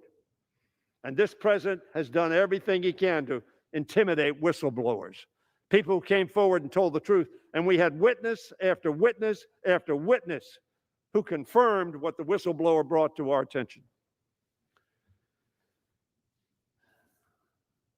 So the reason I rise today, and I'm going to speak on the resolution itself at some later time, is to recognize the contributions that Al Green of Texas has made to getting us to this place. And I just want to, I'm not going to read all the resolution, but I want to read some excerpts from the resolution he has introduced. We won't be considering his resolution. We'll be considering Mr. Cicilline and over 200 others who have signed on to the resolution.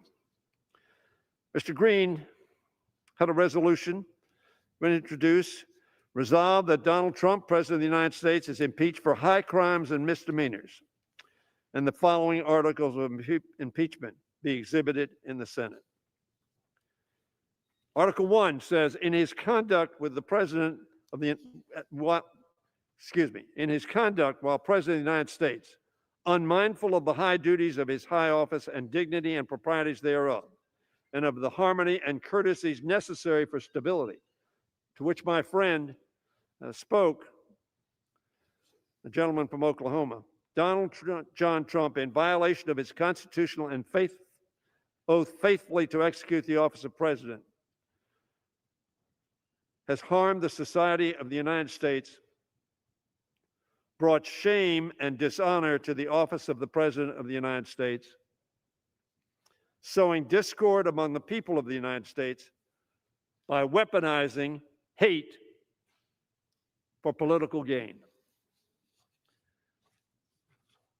He went on to say on January 6, 2021, in a speech at the National Mall, President Donald Trump weaponized the hate and that resulted in violence, the deaths of multiple people, an assault on democracy, and an insurrection against the Capitol of the United States of America by inciting a mob. Who said that? Liz Cheney said it, and Al Green said it. Infected with white supremacists, carrying a rebel flag, erecting a gallows structure with a noose, wearing shirts and hateful messages, such as Camp Auschwitz, work brings freedom, and MAGA Civil War, January 6, 2021. MAGA Civil War. They had the hats on of the army of MAGA, which I refer to as Make America Grieve Again. We grieved at Fort Sumter. We grieved on December 7th, 1941, and we grieved on 9/11. And yes, we grieved on January 6th of this year. He goes on to say what the president told this mob that Liz Cheney said was recruited by the President of the United States. And I quote, this is the president talking to this mob. All of us here today do not want to see our election victory stolen by a bold and radical left Democrats, like the Secretary of State in Georgia and the governor of Georgia, which is what they are doing, and stolen by the fake news media, inciting, riling up, creating anger with the fake news and lies that the President of the United States said to these folks. That is what they have done and what they are doing, the President continued. We will never give up. We will never concede. It doesn't happen. You don't concede when there's theft involved. And so what did they do? Incited by this president, as Liz Cheney said, as John Katko said, as Adam Kinzinger said, and frankly, what Secretary Chow acted upon, and what the Secretary of Homeland Security acted upon, and what so many others in the administration have acted upon. Disgusted, dismayed, and disheartened by what their president had done. They got out. They quit. The president further emboldened them, saying, this is the green resolution. We're not considering it, but it is the green resolution. The president further emboldened them, saying, you will never take back our country with weakness. We had a display of non-weakness, criminal, insurrection-like conduct. recruited by and deployed by the President of the United States to come to this Capitol and stop the steal. The steal, of course, was we assembled accepting what all the courts that considered it said was a fair and accurate election of Joe Biden and Kamala Harris as President and Vice President of the United States. After his National Mall speech, a mob of his supporters proceeded to the Capitol complex. We know that. And so Mr. Green's resolution ends with, wherefore, to prevent national harm to our society, Donald John Trump, by such conduct, warrants immediate impeachment trial and removal from office and disqualification to hold and enjoy any office of honor, trust, or profit under the United States Constitution and the 14th Amendment. So in conclusion, Mr. Green is going to speak after me, but in conclusion, Mr. Speaker, let me tell my friend Mr. Cole, I've been here some time, he has as well. I've served with Ronald Reagan, with George H.W. Bush, and George Bush. I had respect for all of those presidents. They cared about our country, they honored our Constitution, and they executed the duties of their office consistent with the Constitution and laws of our country. That is not true of this president. And therefore, he ought to be removed. And we have that opportunity to do so. Is there little time left? Yes. But it is never too late to do the right thing. I yield back the balance of my time. Gentleman from Maryland yields. Gentleman from Massachusetts is recognized.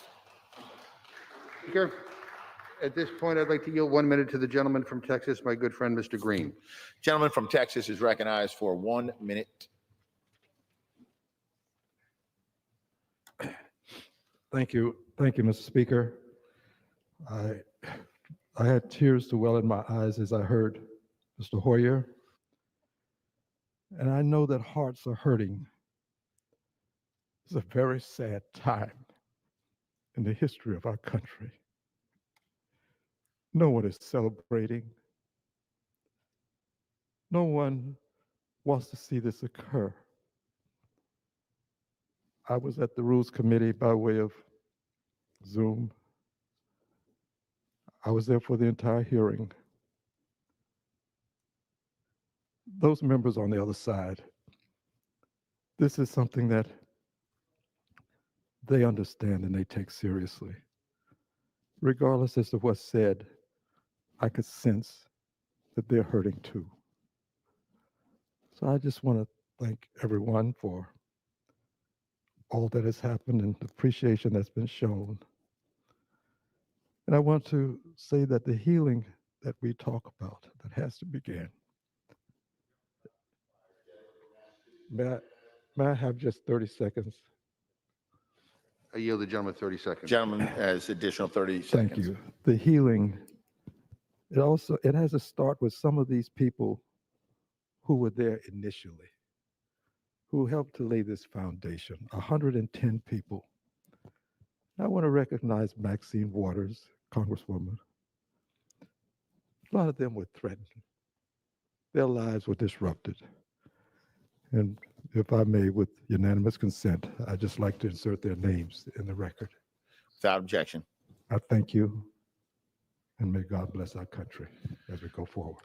Gentleman from Texas yields. Gentleman from Massachusetts reserves. Gentleman from Oklahoma is recognized. Thank you, Mr. Speaker. Mr. Speaker, I yield 2 minutes to my good friend, distinguished Republican member, our leader of the Budget Committee, Mr. Smith of Missouri. Gentleman from Missouri is recognized for 2 minutes. Thank you, Mr. Speaker. If we defeat the previous question, we will amend the rule to immediately bring up the bill establishing a bipartisan national commission on the domestic terror attack of the United States Capitol. This has been a devastating week for our nation. Just last week, we stood right here in this very chamber while a violent mob laid siege to the seat of American democracy. It is vital we get the facts on what went wrong last week, why the security apparatus failed, and how we can ensure it never happens again. Less than 50 feet from where we stand in this room, a young lady lost her life through those doors. Through those doors. I was in this chamber when those gunshots rang. That is real stuff. That should never happen in the people's house. For the first time, can the House Democrats and the Speaker of the House put the people before politics? Please put the people before politics. At a time when our nation is more divided than ever before, let's put people before politics. President Trump will be leaving in 7 days. Let's try to heal this nation. Let's listen to the American people. This is the people's house. Let's operate for the people. This country is hurting. The people are hurting. Our colleagues are hurting. This is a reckless impeachment. This will only bring up the hate and fire more than ever before. Have a conscience. Put the people before politics. Gentleman's time's expired. Unify Gentleman from this Oklahoma country. is recognized. Gentleman from Oklahoma reserved. Gentleman from Massachusetts is recognized. Mr. Speaker, let me remind all of my colleagues that what happened on Wednesday would not have happened if it weren't for the occupant in the White House. And if we want to put the people first, we all ought to vote to impeach him and remove him from office as soon as possible. With that, I yield 1 minute to the gentlewoman from California, Ms. Brownlee. Gentlewoman from California is recognized for 1 minute. Mr. Speaker, today is a defining moment in our history. Congress was attacked by a mob directed by the President of the United States. It was a horrible, terrifying situation, but we all know deep in our hearts that it could have been much, much worse. We simply cannot let it stand. We cannot let it stand for the very soul of our democracy. We cannot let the President of the United States leave office without acting. We are the oldest constitutional republic in the world, and our Capitol is the sacred symbol of our great democracy. To my colleagues across the aisle, I appeal to your sense of service and duty to our nation and to the oath we all swore to uphold. Before we are Democrats and Republicans, we are Americans. Let us come together to fulfill our oath by voting for the resolution before us and by defending, preserving, and honoring our democracy. I yield back. The gentlewoman yields. Gentleman from Massachusetts reserves. Gentleman from Oklahoma is recognized. Thank you very much, Mr. Speaker. Mr. Speaker, I yield 2 minutes to one of our new members, distinguished gentlelady from South Carolina, Ms. Mace, and note that this is her first speech on the House floor. Gentlewoman from South Carolina is recognized for 2 minutes. So, those are the articles of impeachment that were presented against Donald J. Trump. Donald J. Trump currently has articles of impeachment presented against him today. So, we have articles of impeachment that are being presented against Donald J. Trump right now. Every time this person steps into office, he does illegal acts. So, let's listen to 2025 presentation of articles of impeachment. Citizens impeachment is also in our coalition, 5051 DC. So many amazing grassroots organizations that have stood up to say we are not going to stand for this anymore. Free Speech for People has been a leader in this fight. From day one, they started an Impeach Trump Again petition that just a few months ago reached over 1 million signatures. I was honored to join Representative Al Green and Free Speech for People President John Bonifaz on that day here at the Triangle to deliver those signatures to the members of Congress. Please join me in welcoming Free Speech for People President John Bonifaz. Thank you, John. Thank you so much. Good morning, everyone. The framers were clear. The framers were clear. There would be no monarchs, no tyrants who would govern this nation, no kings in America. They set out to establish 3 co-equal branches of government. Article 1 for the United States Congress, Article 2 for the presidency, and Article 3 for the judiciary. 3 co-equal branches of government, no kings in America. But they set up an extra guardrail for that day when a president would so trample on the Constitution, so trample on the rule of law, that president would need to be impeached and removed from public office. Section 4 of Article 2, the impeachment clause. We have reached that moment today. Donald Trump has committed multiple abuses of power since assuming the oath of office. See, that's the difference between us Republicans and us Democrats. That's the difference between Republicans and Democrats. We don't say there's no point in filing the articles of impeachment. Nothing's going to happen. We don't believe in letting our people or any people do what they want and not be accountable. That's the difference between Democrats and the Republicans. We believe in holding all people accountable. You all don't believe in holding your people accountable. You greenlight everything this president has done. He is a criminal. He is impeachable. And that's what we need to take into account. He needs to be held to a higher standard. And the problem is, you Republicans refuse to do so. This is why we have Donald Trump, because you Republicans refuse to hold your leader accountable. You never hold your people accountable because you don't stand for anything. You all please hit the like, share, and subscribe. We have content like this every day. And as Jessica said at ImpeachTrumpAgain.org, we have been documenting in detail these abuses of power, 25 distinct grounds for impeaching and removing this lawless president, disappearing people from the streets and sending them to foreign torture prisons, an abuse of power, an impeachable offense, detaining and removing unlawfully U.S. residents without due process of law. All that's impeachable. All of that is impeachable. An abuse of power, an impeachable offense. Creating treason and levying treason against the people of the United States. Sending the military into our nation's cities against its people. An abuse of power, an impeachable offense. Attacking the United States Congress, usurping its authority to appropriate money. Congress, under Article 1, has the power to appropriate funds. This president goes ahead and freezes trillions of dollars of duly appropriated funds enacted by the United States Congress. An abuse of power, an impeachable offense. Defying multiple court orders issued by federal courts all across the country.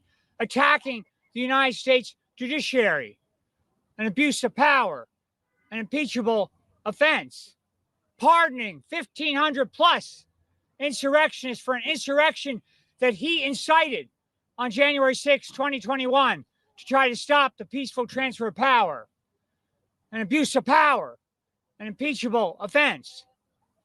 Engaging in rampant corruption in the White House, treating the Oval Office as a profit-making enterprise at the public expense, violating the domestic and foreign emoluments clauses of the United States Constitution.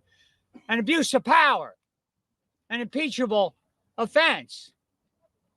Engaging in unlawful bombings of people in the Caribbean, in the Pacific, with no congressional authorization, extrajudicial killings, an abuse of power, an impeachable offense. Engaging in misusing the Justice Department, the FBI, to go after his perceived enemies, the sham indictment of James Comey, the sham indictment of Letitia James, an abuse of power, an impeachable offense. The list goes on. The list goes on. And yet, I know there are people who will say, now is not the time to talk about impeachment. We've tried this before. This president was impeached twice. We need to move on. We have three responses to that claim. Number one, we either have a constitution or we don't. We either have an impeachment clause or we don't. If we're not going to invoke the impeachment power at this critical hour for our nation, then we might as well say we're giving up on the Constitution. We refuse to give up on the United States Constitution. Number two, when we do not name these actions for what they are, high crimes against the state, we normalize this conduct. We refuse to normalize these high crimes. And number three, members of Congress take the very same oath that Donald Trump took on January 20th, 2025, to protect and defend the United States Constitution. They have a duty, a sworn duty, to uphold their oath, to abide by that mandate, and to invoke the impeachment power. Now, there is a member of Congress here today, Congressman Al Green of Houston, Texas. Congressman Green has abided by that oath. He has followed the mandate of that oath, and he has introduced articles of impeachment, and he has already forced one floor vote on the House of Representatives where 78 of his colleagues joined him. We appreciate and applaud Congressman Green's courage and leadership, and we need more members of Congress to stand with him. We need more members of Congress to introduce articles of impeachment. I had a member of Congress say to me recently, John, what do you want? You want on Tuesday articles of impeachment introduced and a vote, and you want on Wednesday other articles of impeachment introduced and a vote, and then you want on Thursday other articles of impeachment introduced and a vote? And I said, yes, that's what we want. We can chew gum and walk at the same time. We need to have this debate on a daily level. There are more than enough articles to go around to be introduced, and this debate should be happening on a daily level in the House of Representatives. So we have a message for Donald Trump today. We are not afraid of you. We are not afraid of you.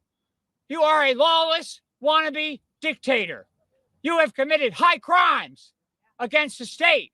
We will hold you accountable. You must be impeached and removed from public office. Thank you. Thank you so much, John. John is a true leader, constitutional hero, I consider, in this country right now. And we have another group of heroes, regular citizens that have literally committed to maintaining a 24/7 presence just on the other side of this plaza. One of our core partners, FLAIR, which stands for Liberation and Resistance Everywhere. Their core commitment is to maintaining that presence until Donald J. Trump is impeached, convicted, and removed from office. I'm so grateful to work with them. They don't just show up on days like this when we have a huge press gaggle to cover what we're doing here. They show up every single week, leading American citizens into their halls of Congress to talk to their lawmakers and hold them to account, demanding impeachment and removal. Please join me in welcoming Dave Middick, the Congressional Ops Lead for FLAIR.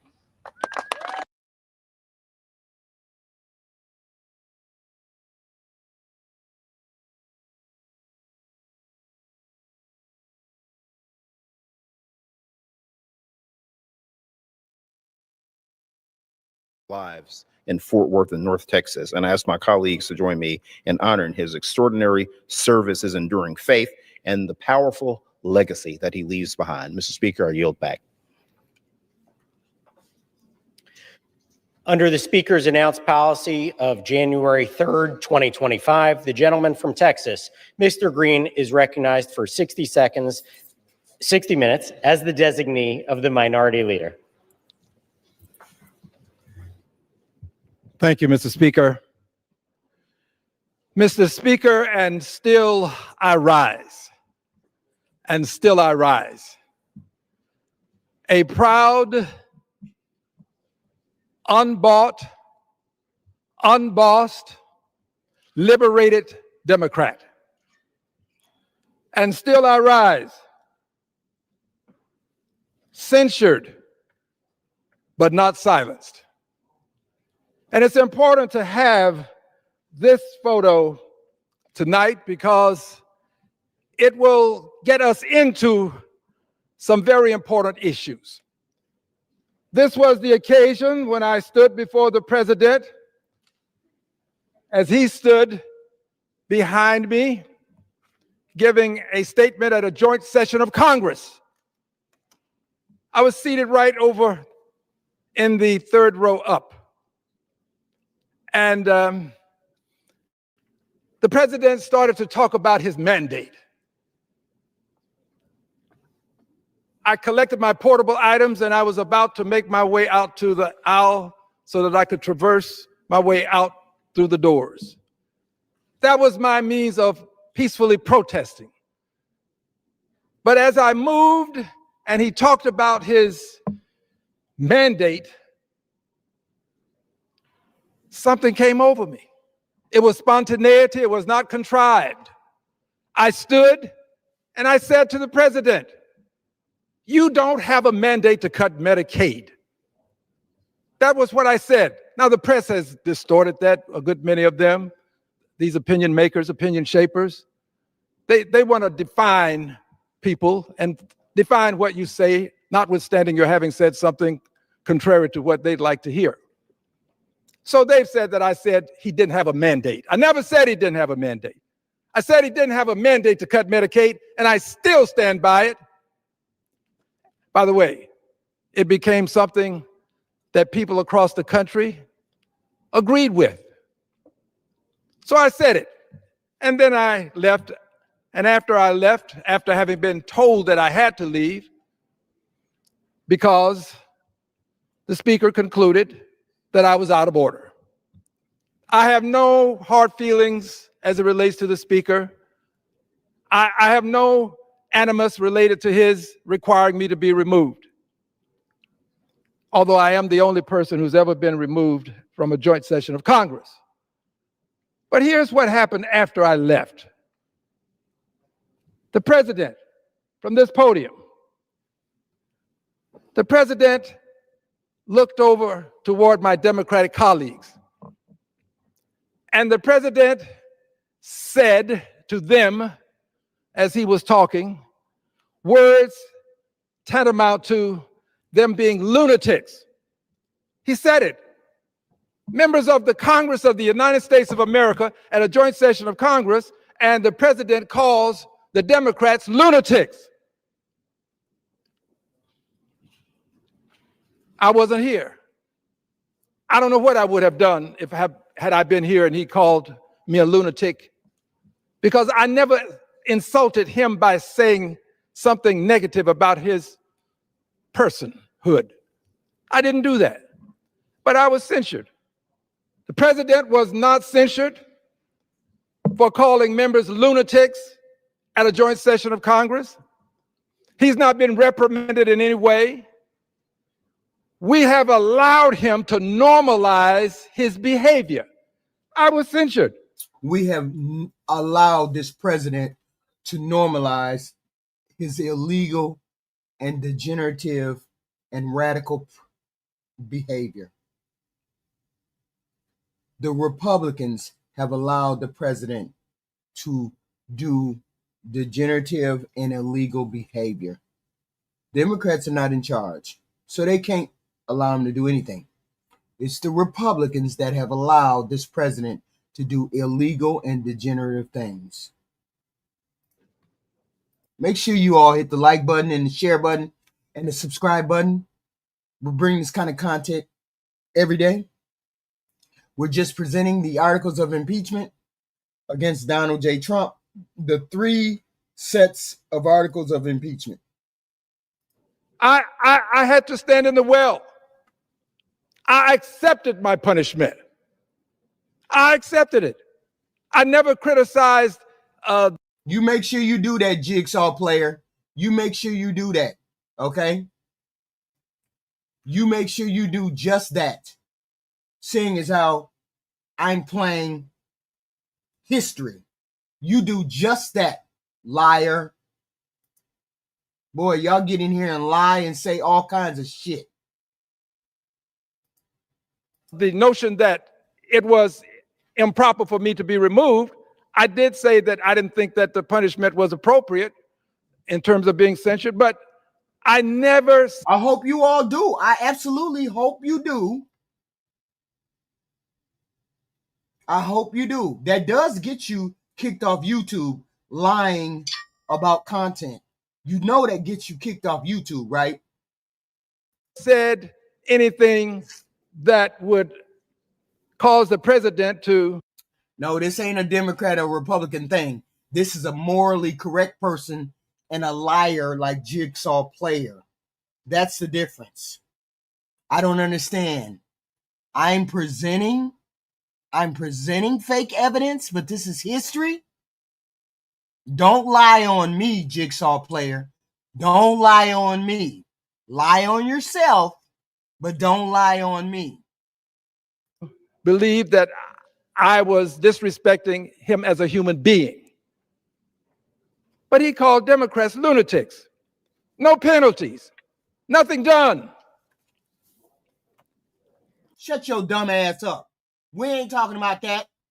We talking about the fact that you said I'm presenting lying evidence. I'm not saying anything that's incorrect or lying. You're the fucking lunatic. Stop lying on me. Don't lie on me. That's one thing I'm not going to tolerate is somebody coming in my chat saying I'm lying when I'm presenting evidence. Shut your ass up. We cannot allow the president to normalize demeaning people, calling them names, low IQ. We can't allow him to do this. I don't care what if we do, at some point, what I have in my hand now will occur. I have in my hand an article from Politico dated 11/20/2025. When we allow the president to say these things with... You report whatever you want to report. You just be willing to take the consequences of lying on the channel. Just be willing to take those consequences, because we will see if you can get banned for lying yourself. Impunity. This is what we face. 2025, 10:42 a.m. Eastern Standard Time. It is styled, Trump calls for Democratic lawmakers to face trial for seditious behavior. Well, I don't agree with that, but that's not the point. There's more to be said. It goes on to say, seditious behavior in bold print. This is in quotations. Seditious behavior, punishable by death. He wrote on Truth Social. I think in some ways, most of them are compromised or corrupted. In most of them, you just have to go through their finances, where their campaign finances, and find out if they're compromised. I think this representative right here is probably the only one that hasn't taken money. Mr. Al Green, I think he's one of the only ones that hasn't really taken money to be influenced by people, influenced by companies. I think he's maybe one or two that has not taken any funding whatsoever. The president is saying now that someone Democrats have engaged in seditious behavior punishable by death. Then he goes on, and the article reads, Donald Trump on Thursday called for 6 Democratic lawmakers to face arrest and trial after they made a video encouraging U.S. service members and members of the intelligence community to refrain from following orders if they broke the law. Well, what does that mean if they broke the law? Well, it means this. If the president gives you an unlawful order, you are not to follow that order. That's what it means. And by the way, that's what the law says. You don't follow unlawful orders. We don't want people following unlawful orders. I'm not going to name the people. But then it goes on to say, it's called seditious, this is the president now, it's called seditious behavior at the highest level. Trump charged in a post on Truth Social. Each of these traitors, now they have become traitors. Each of these traitors to our country should be arrested and put on trial. I don't agree with that, but that's not the most egregious thing in this document that I hold in my hand. I'll get to that as I read on. Their words cannot be allowed to stand, he says. And then he goes on to say, we won't have a country anymore. 3 exclamation points. An example must be set, he says. Now we're getting close to the reason I'm standing here tonight. If he had only said the other things, I probably would have done as many others are doing and just let it go. But sometimes you can cross a line of no return. The president crossed that line with these words. The president then posted 16 Truth Social posts, including one that advocated for hanging Democrats. Now that's the line. Mr. President, what is wrong with you? Don't you know that there are people who will read this and consider doing something dastardly? Wow. Don't you know that you are putting people in harm's way? And by the way, I don't think it just includes the 8 people that are named here. I don't think it just includes them. I think if you're a Democrat, any Democrat should be concerned about what this president has done. Absolutely. I just don't think that this applies to the 6 Democratic lawmakers that's mentioned here. 6. Don't go lie on me. Don't go lie on me. That's the one thing you won't be doing, is going to lie on me. I will report you. I will report you. Okay? I will report you, Jigsaw and A Guy. I will report you. Don't go lie on me. This is history. This right here is history, documented history. There is no misinformation. This is the truth about your president. So don't go lie on me. MAGAs never want to hear the truth. They always want to hear somebody sing sweet nothings in their ear, like this parent, like this president, always lying in your ear, always conning you, always telling you lies. When someone presents you with the truth, you get upset. You get upset that you're hearing that people don't like your president. We can't help it. Your president is shitty. For some of us, your president is shitty. Don't be mad at me because your president is shitty to some of us. And other people don't like your president. Don't be mad at me. I'm presenting the representative that is filing articles of impeachment against your president.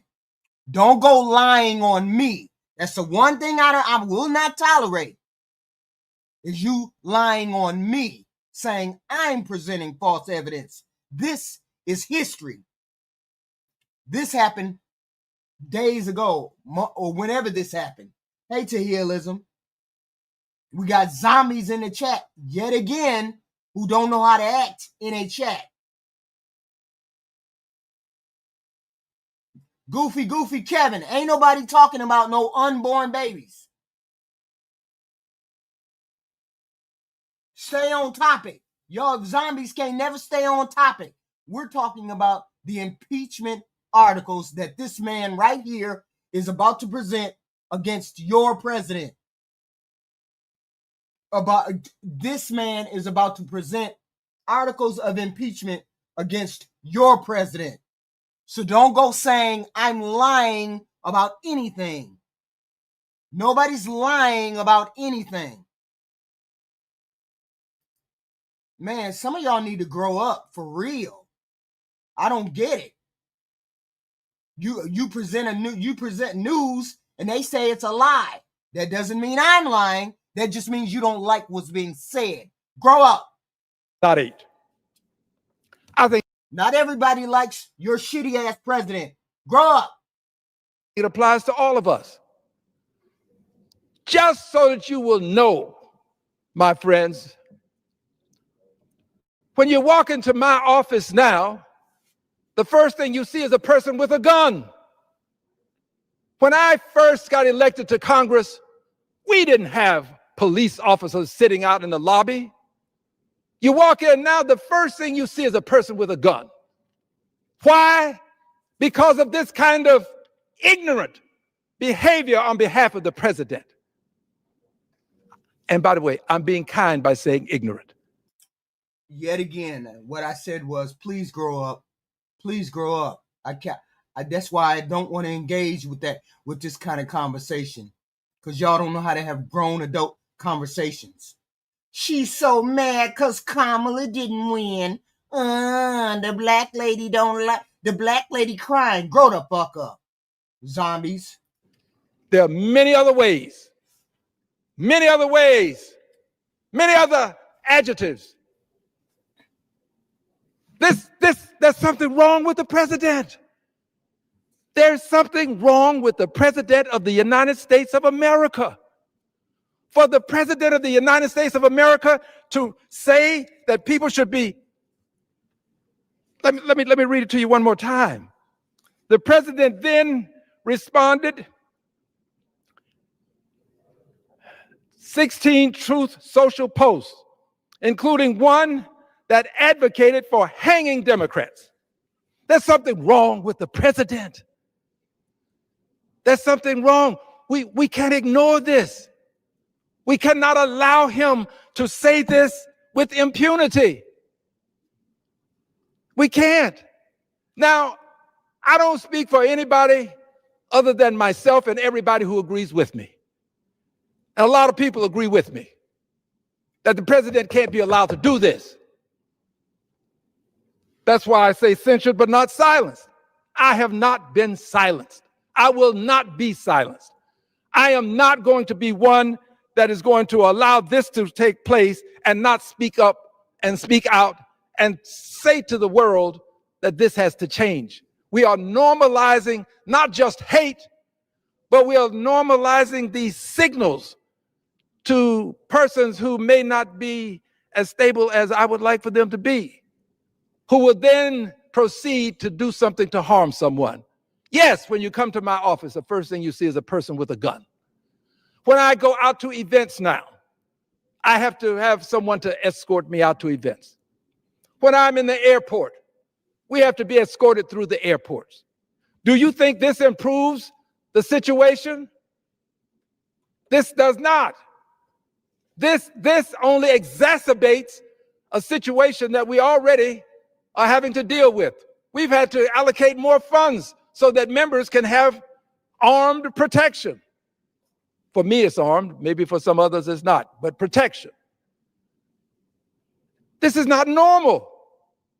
And if we just allow it to continue, we may find ourselves at a point where we can't stand here in the well and say what I'm saying.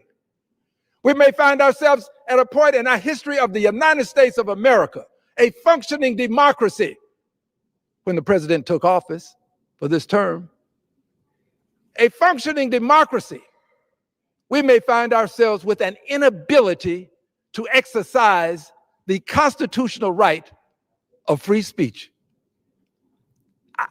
You have to see what's coming. You've seen what he has done, calling all of the generals in, all of these high-ranking officers. And in a sense, they spoke down to them, changed the name of the Defense Department into the Department of War. He has become a might makes right president. Might makes right. In a might makes right world, the weak are wrong. If you don't have the might to match what the president is doing, then you're weak. This is a president. I'm coming back to this, but I have to step aside for a second and say this to you. This is a president who has decided that he will use the awesome power of the Justice Department to punish people that are perceived to be, in his mind, persons who have harmed him in some way by simply prosecuting him. Now look, if we can all decide that we're going to indict the prosecutors in our cases, then we're not going to have a rule of law in this country. What happens to the rule of law if everyday people like you and me, I can't force the Justice Department to do anything, but he knows this. He knows that he and the Justice Department have unlimited time, a coffer in the millions, if not billions, and that you may beat the rap, but you won't beat the ride, you won't beat the indictment, you'll have to pay. This is all so obvious. You all hit the like, share, subscribe button. We have this content every day. We bring you stuff from the Congress, from the Senate, every day. Like, share, and subscribe button. All right, hold on. We hit, who was talking to me? Okay, yeah. Like, share, subscribe button, please and thank you. Here we are, showing the polls for the week. Affordability, repeating his line that it's a, as he puts it, a con job by the Democrats. But a growing number of Trump allies are now urging the Republican Party to sharpen its message on the cost of living heading into the midterm. CNN chief data analyst Harry Enton joining me now. Look, ultimately, it's the American public who is going to decide if this is a major issue. What are you learning from some of the numbers you've been looking at as to how people really feel about this? Yeah, I mean, look, you can bloviate as much as you want in Washington, D.C., but at the end of the day, it's the American people who make the ultimate decision at the ballot box like they did last month in Virginia, in New Jersey. And this is what it's all about, baby. Google searches for affordability up 110% versus a year ago. More folks search for affordability in the last month than at any point since the Great Recession, all the way back in 2009. This is no con job. This is the American people going online, searching for affordability. It's the American people going to the ballot box, voting on affordability. They think it is an important issue to touch on.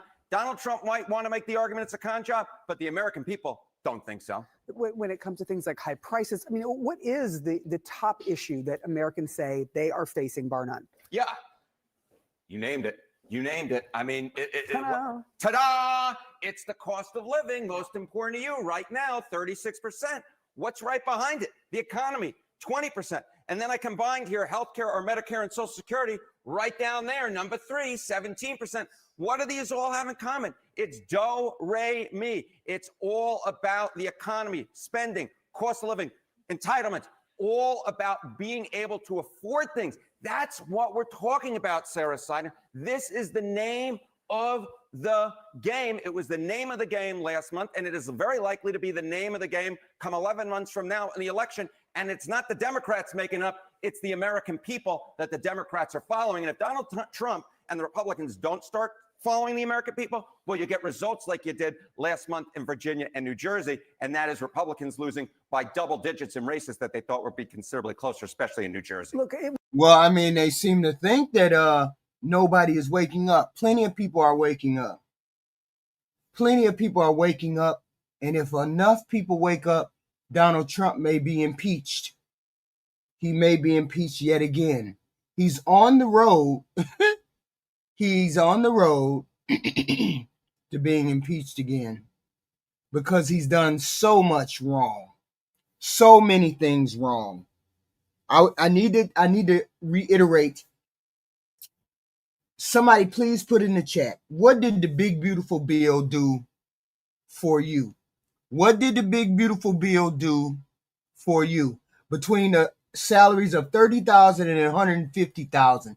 Somebody put in the chat what the big beautiful bill did for you. Because I want to know. I haven't heard anything yet. What did the big beautiful bill do for you? Was the name of the game in the presidential election. Yeah, right? Sarah. I mean, I had to bring that up. Beautiful. That is part of this. So when you look at this, what is sort of, there are lots of things. People back then, it was eggs, it was groceries, and people were really frustrated. But there is so much more to what the cost of living is and how it affects us. That's exactly right. You know, we think of cost of living, we think of groceries, but it's Don't double down. Only a retard double downs on stuff and they don't know what they're talking about. Only you tards double down on stuff that you have no idea about. Okay? We said tangible things that not just you, goofy, but a whole swath of people. What did the big beautiful bill do for you?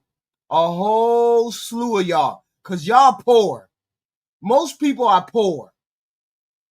So most people wasn't in that bill. Wasn't in that big beautiful bill. Nothing in that bill was for you.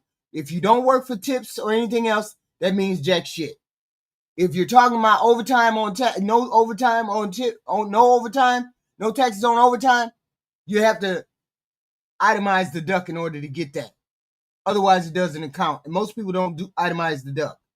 Most people do the standard deduction on their taxes. So, seeing as how most of y'all make between $30,000 and $150,000, we need to know what the big beautiful bill did for you. Because I haven't found it yet. Nobody has made any kind of compelling evidence as to what the big beautiful bill does for you. also about housing, affordable housing. We saw that last month in the New York City mayoral election, and it was something that we saw in the 2024 presidential election as well. Good affordable housing, satisfied with access to it. You know, you look back a decade ago, it was 69%. 59%. We're going down the slide here in 2019. Look at where we were last year when Donald Trump won another term, all the way down to 36%. That's a 33-point drop in just a decade of time. Affordable housing is such a key component to this. It is such a key component. And Donald Trump won on affordability, even if he didn't use that word. He won on affordability. He won on the cost of living in 2024. And he has completely lost the plot. And it's not just about groceries. It is also about. Absolutely. Nobody's seen what the 2025 tax forms look like. That's why he didn't do anything for you, goofy, Tony Tigers. That's why he didn't do anything for you, Tony Tigers, goofy. My point exactly, goofy. People putting a roof over their heads. And that is going to be a big issue in my mind going in to 2026, because it was a big issue in Tennessee 7 as well. It's going to be a very big issue. When all of a sudden you see falls like this from 69 to 36, that is a siren. That is a flashing red siren. The politicians don't. Of course, it's a flashing red siren. It's a flashing red siren that this president and these Republicans are in trouble. And they're on the road to Impeachment. Yet again, you're going to see those articles put up front and center. Yet again. This president can't help himself. He cannot help himself. And you know what's going to solidify his impeachment? This right here. Millions of people, millions of Republicans are on Obamacare. They get their insurance through the marketplace. And I don't know what kind of poll they did. CNN just released a press release today that millions of Republicans on Obamacare want the subsidies extended.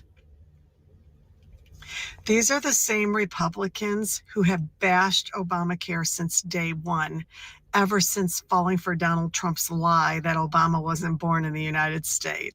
Of course. Of course. All of these people have ACA.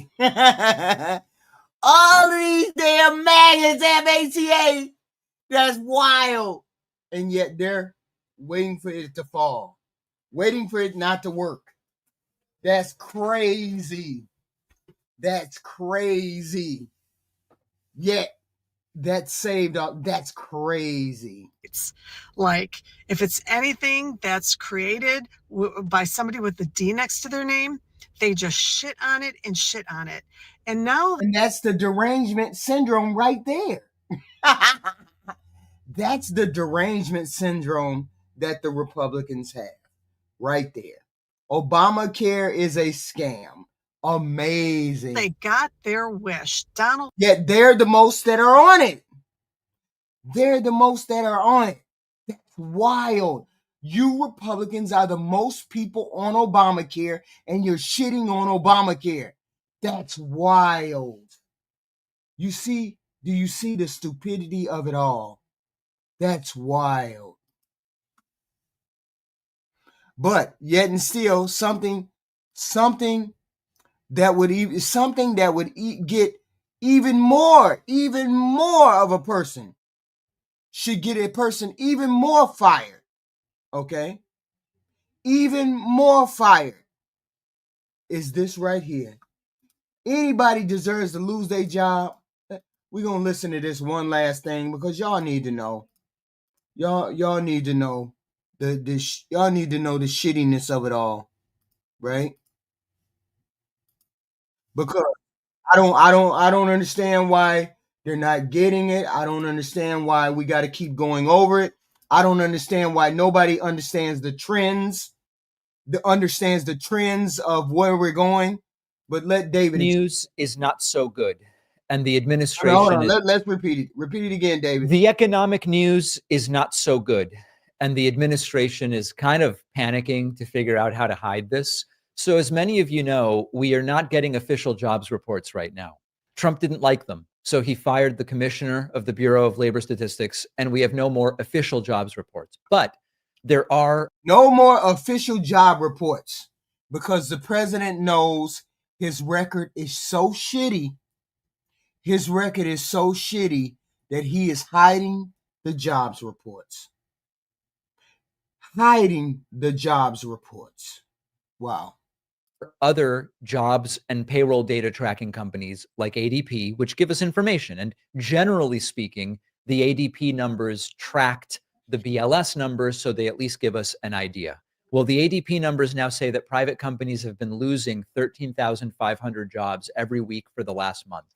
There's multiple elements of significance to this. Number one, this is a jump in job losses from where we were just recently. Number two, one of the arguments from this administration has been, listen, the overall jobs numbers don't really paint an accurate picture because yes, we are losing some government jobs, but that's by design. DOGE came in and they found fraud, waste, and abuse, and they are getting rid of jobs that we don't really need. So what really matters is the private employers. However, the ADP data focuses specifically on private employers, and that data is getting worse. Like I said, 13,500 jobs a week now being lost by private employers. The only reason we even know this is because of ADP, because Trump killed the actual jobs report. He fired the BLS commissioner, canceled the October jobs report, canceled the inflation report. Third quarter GDP report is either delayed or scrapped, who knows? So we are now relying on an ADP spreadsheet because the president was so terrified of the official numbers that he said no more. Now, this shouldn't surprise anybody.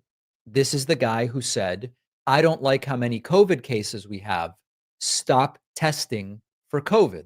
And as we all know, if you don't want to be pregnant, just don't take a pregnancy test. And then voila, you aren't pregnant. He admitted to cooking the numbers on COVID cases. He has found a way to try to cook the numbers on employment, but it's not working. He's doing the same thing. He always does the same thing. Not only is it COVID cases and job losses, but it's inflation data. It's the same playbook every single time. Now, meanwhile, there's an increasingly wobbly economy. You look at all aspects of what Trump is doing. The tariff regime, obviously terrible for the economy. We know that. But the mass deportation plan often is talked. Let's do this. Why don't some of you people on the right figure out how to counteract some of these? Seeing as how the left is so dumb, the left is so stupid, the left never has any of the correct facts. Why is it that you Republicans only come in the door and say, you're so dumb, Democrats, you're a lying Democrat? Why don't you present facts? Why don't you present facts? If I have all the facts wrong, why not present the true facts? Because you guys can't produce the true facts. You can't produce the true facts.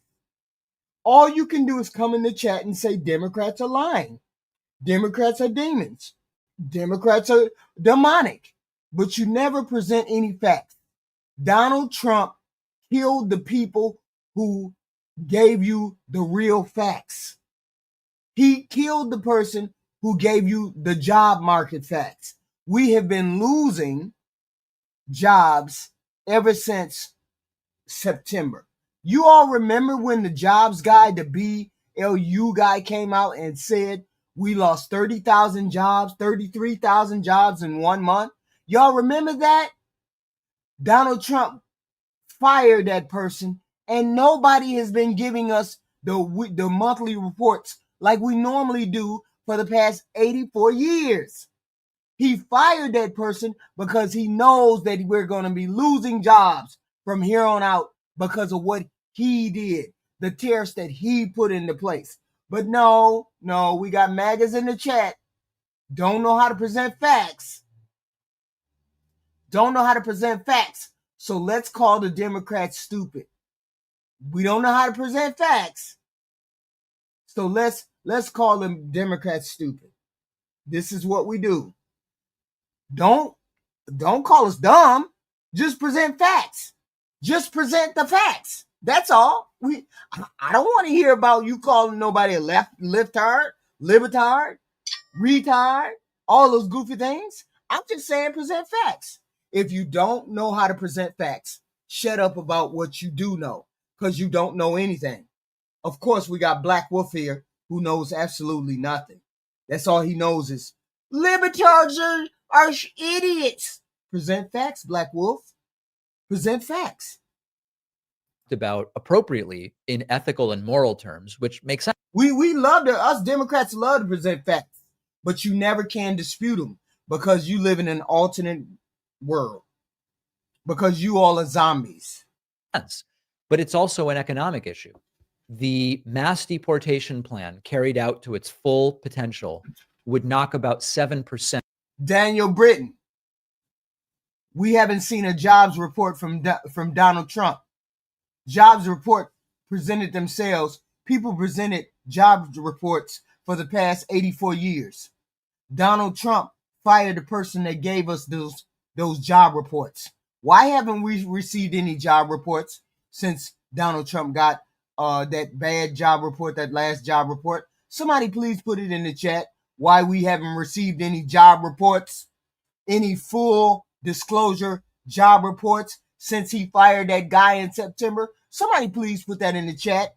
What do you mean facts? Y'all wild. You can't present facts. So Democrats must be lying, but you never can present facts yourself. No. Don't try to attack David Pakman. I said present your fact. Where's the guy who comes out and presents the job numbers every month? Because Donald Trump fired him. Where are the jobs reports? Where are they at? Come on, Republicans. Tell us where the job reports is at. Because you can't. Because your president is hiding them. The GDP. Q1 GDP growth was negative. Q2 bounced back to some degree. We've got accelerating layoffs. And now we are about 15 days from the Fed meeting to decide what are we going to do with interest rates. They'll have no official jobs data. They're going to have no consumer price. We demand a jobs report. That's right, Famous. We want them jobs report back. Whether if the jobs were so amazing, if the jobs, they ain't online. Jobs report ain't online. If the jobs were so amazing, why is it that president don't come? See, this president is so shitty that he loves to blow his own horn. He loves to blow his own horn. So why ain't he out there saying, blowing his own horn, saying, we made 100,000 jobs. We made 30, 50, 60,000 jobs. Because he knows he hasn't made any jobs. He knows he's lost jobs. This president, the shitty human being that he is, would have been out here saying what kind of jobs he created if he did. But he hasn't created any jobs because he's lying. They're not online. ADP put them online. That's wild. Just live in an alternate universe. Price index. They're going to have no GDP print. They're going to run a $27-30 trillion economy on guesswork because Trump has canceled the data. Now we are going to get a little bit later on in the show to Republicans now blowing the healthcare rollout. Now, as we've talked about before, healthcare is a moral issue. It is an ethical issue. It is a public health issue, but it's also an economic issue. If people don't have healthcare when they get sick, they can't go to work if they're unable to get appropriate treatment. So all of these stories, healthcare, deportation, all of it in some way links back to the state of the economy. None of this projects strength. None of this projects competence. And none of this projects confidence. It's all an administrative meltdown. Y'all remember when the jobs report came out in September and the jobs report said 33,000 jobs lost. Donald Trump fired those people. We haven't seen a correct jobs report since then. We have been getting job reports for 84 years. Now, all of a sudden, because Trump doesn't like the numbers, we can't get the numbers. I don't understand. Now, meanwhile, you still have MAGAs who say Trump's a businessman. He's running the country like a business. He's good with money. But of course, if you look at the multiple... That don't mean this facts ain't true, Black Wolf. You haven't presented any facts. Business bankruptcies. And you look at the fact that every... Oh, no. Mark, I need to know the link. What link are you talking about? What's the link that shows us the job reports that Donald Trump got? You keep saying that Donald Trump has the jobs report online. Where's the link that says you got the jobs report? Because I haven't found it. Not once. You give me the link that says the job reports for the month of what is it? September, October, November, December, October, November, and December. Give us where the job report numbers are. I'd love to know.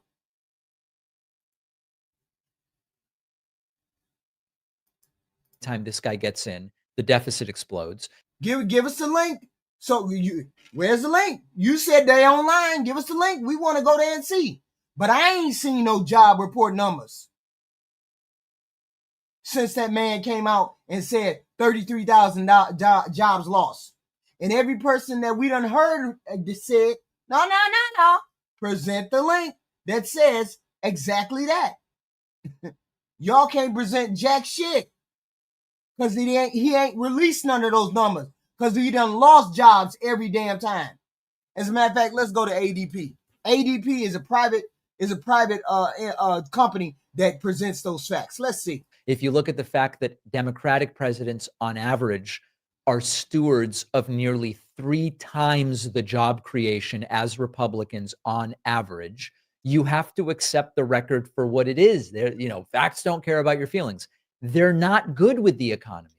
They're not good at creating jobs. And right now, the economy is ending each month with fewer jobs than it started. We keep trying to tell these Republicans that the Republicans are not, or the MAGAs, the Republicans are not good with stewards of the country. Every time a Democrat gets into office, the economy turns around and goes good. Every time the Democrats get into office. Now, when we eventually get real numbers, if they ever come out, we might learn that this is even worse than what the ADP and other data suggests. One final note on the Democratic-Republican thing. There are lots of ways in which presidents don't directly influence or control job creation. We have global business cycles. We have black swan type one-off events, natural disasters. There's a lot that goes into job creation. But there are some things presidents can do to influence job creation. They relate to government spending, they relate to tariff and tax policy, they relate to trade agreements, etc. If we go back to Truman onward, okay, net jobs added under Democratic presidents, 71 million. Under the Republican presidents, 29 million. Now you might say, well, we haven't had the same number of years of Democratic and Republican presidents. Correct. Y'all, did you hear those numbers? Did y'all hear those numbers? What did he say? What did he say? What did he say about Democrat and Republican? Democratic versus Republican presidents are doing that allows or encourages more job growth under Democrats. And that is absolutely the case. We've talked about what those things are. And the record is extraordinarily clear. The record is extraordinarily clear. Extraordinarily clear. Well, everything about jobs. But when you start looking at 100 years and you see this extraordinarily notable trend, you have to at least say to yourself, well, there must be something. Wait a minute, hold on. And Republican Let me president. say it again. Correct. You are now. Let me say it They again. relate to trade agreements, etc. If we go back to Truman onward, okay, net jobs added under Democratic presidents, 71 million. 71 million. 71 million jobs added by Democrats. 71 million jobs added by Democrats. 71 million. Under the Republican presidents, 29 million. Under Republicans, 29 million. 77 million to 29 million. 77 million jobs added by Democrats. 29 million added by Republicans. Every time a Democrat gets into power, into the presidency, we gain jobs. And the economy does better under a Democratic rule. Always. It's history. I don't need to repeat history. That's all you got to do is look it up. Mark still ain't gave us nothing because you can't fight facts.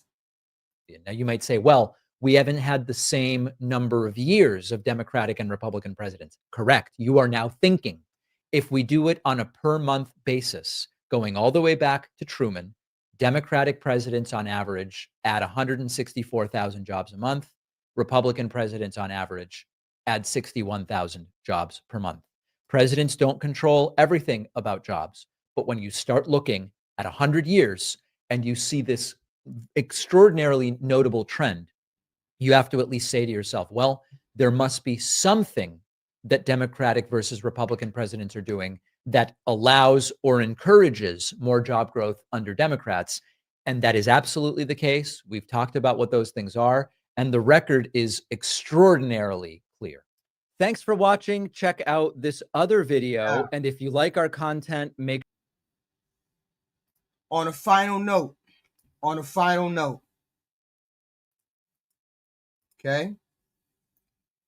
There is no official Bureau of Labor Statistics numbers for the total jobs gained or lost in October.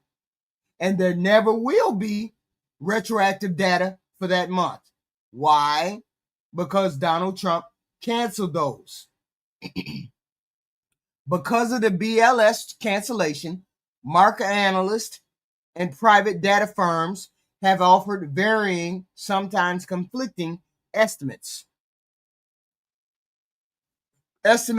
Some of them have cited 35,000 jobs, 42,000 jobs, because we don't have an official record, because Donald Trump is scared of what those numbers will be. 29 million jobs made by Republicans, 77 million by Democrats. By all measures, whenever a Democrat gets into power, our economy runs better. And these are facts that we can't dispute. It is what it is. I remember Bill Clinton saying, we created all these jobs more than the Republicans. Apparently he wasn't lying. So, yet and still, we got people who pick Republican not making any jobs or doing anything beyond anything every day. That's wild. That's wild. Anyway, please hit the like, share, and subscribe button. We have content like this every day. We might be back later on. If there's some news, if somebody get impeached, if there are any kind of goofy things going on, we will be back to address that content. Please hit the like, share, and subscribe. I appreciate it. Like, share, and subscribe. I appreciate it. We appreciate it. We will be back. If there's any goofiness that is going on in the world, we definitely will be back. The president canceled the BLS, the jobs report that we have been collecting for 84 years. We get the numbers every month for the past 84 years, and the president canceled that report because he knows that he's losing jobs every month instead of making jobs. And jobs are won, and every time a Republican gets into power, they make 29, or in the history, they've made 29 million jobs. Democrats have made 77. Question is, who should be the steward of the economy? If we make more jobs and the economy is better, why wouldn't we be the steward of the economy? Because people are slow. Please hit the like, share, and subscribe button. We might be back depending on what's happening in the news. I love you, and I'll see you later.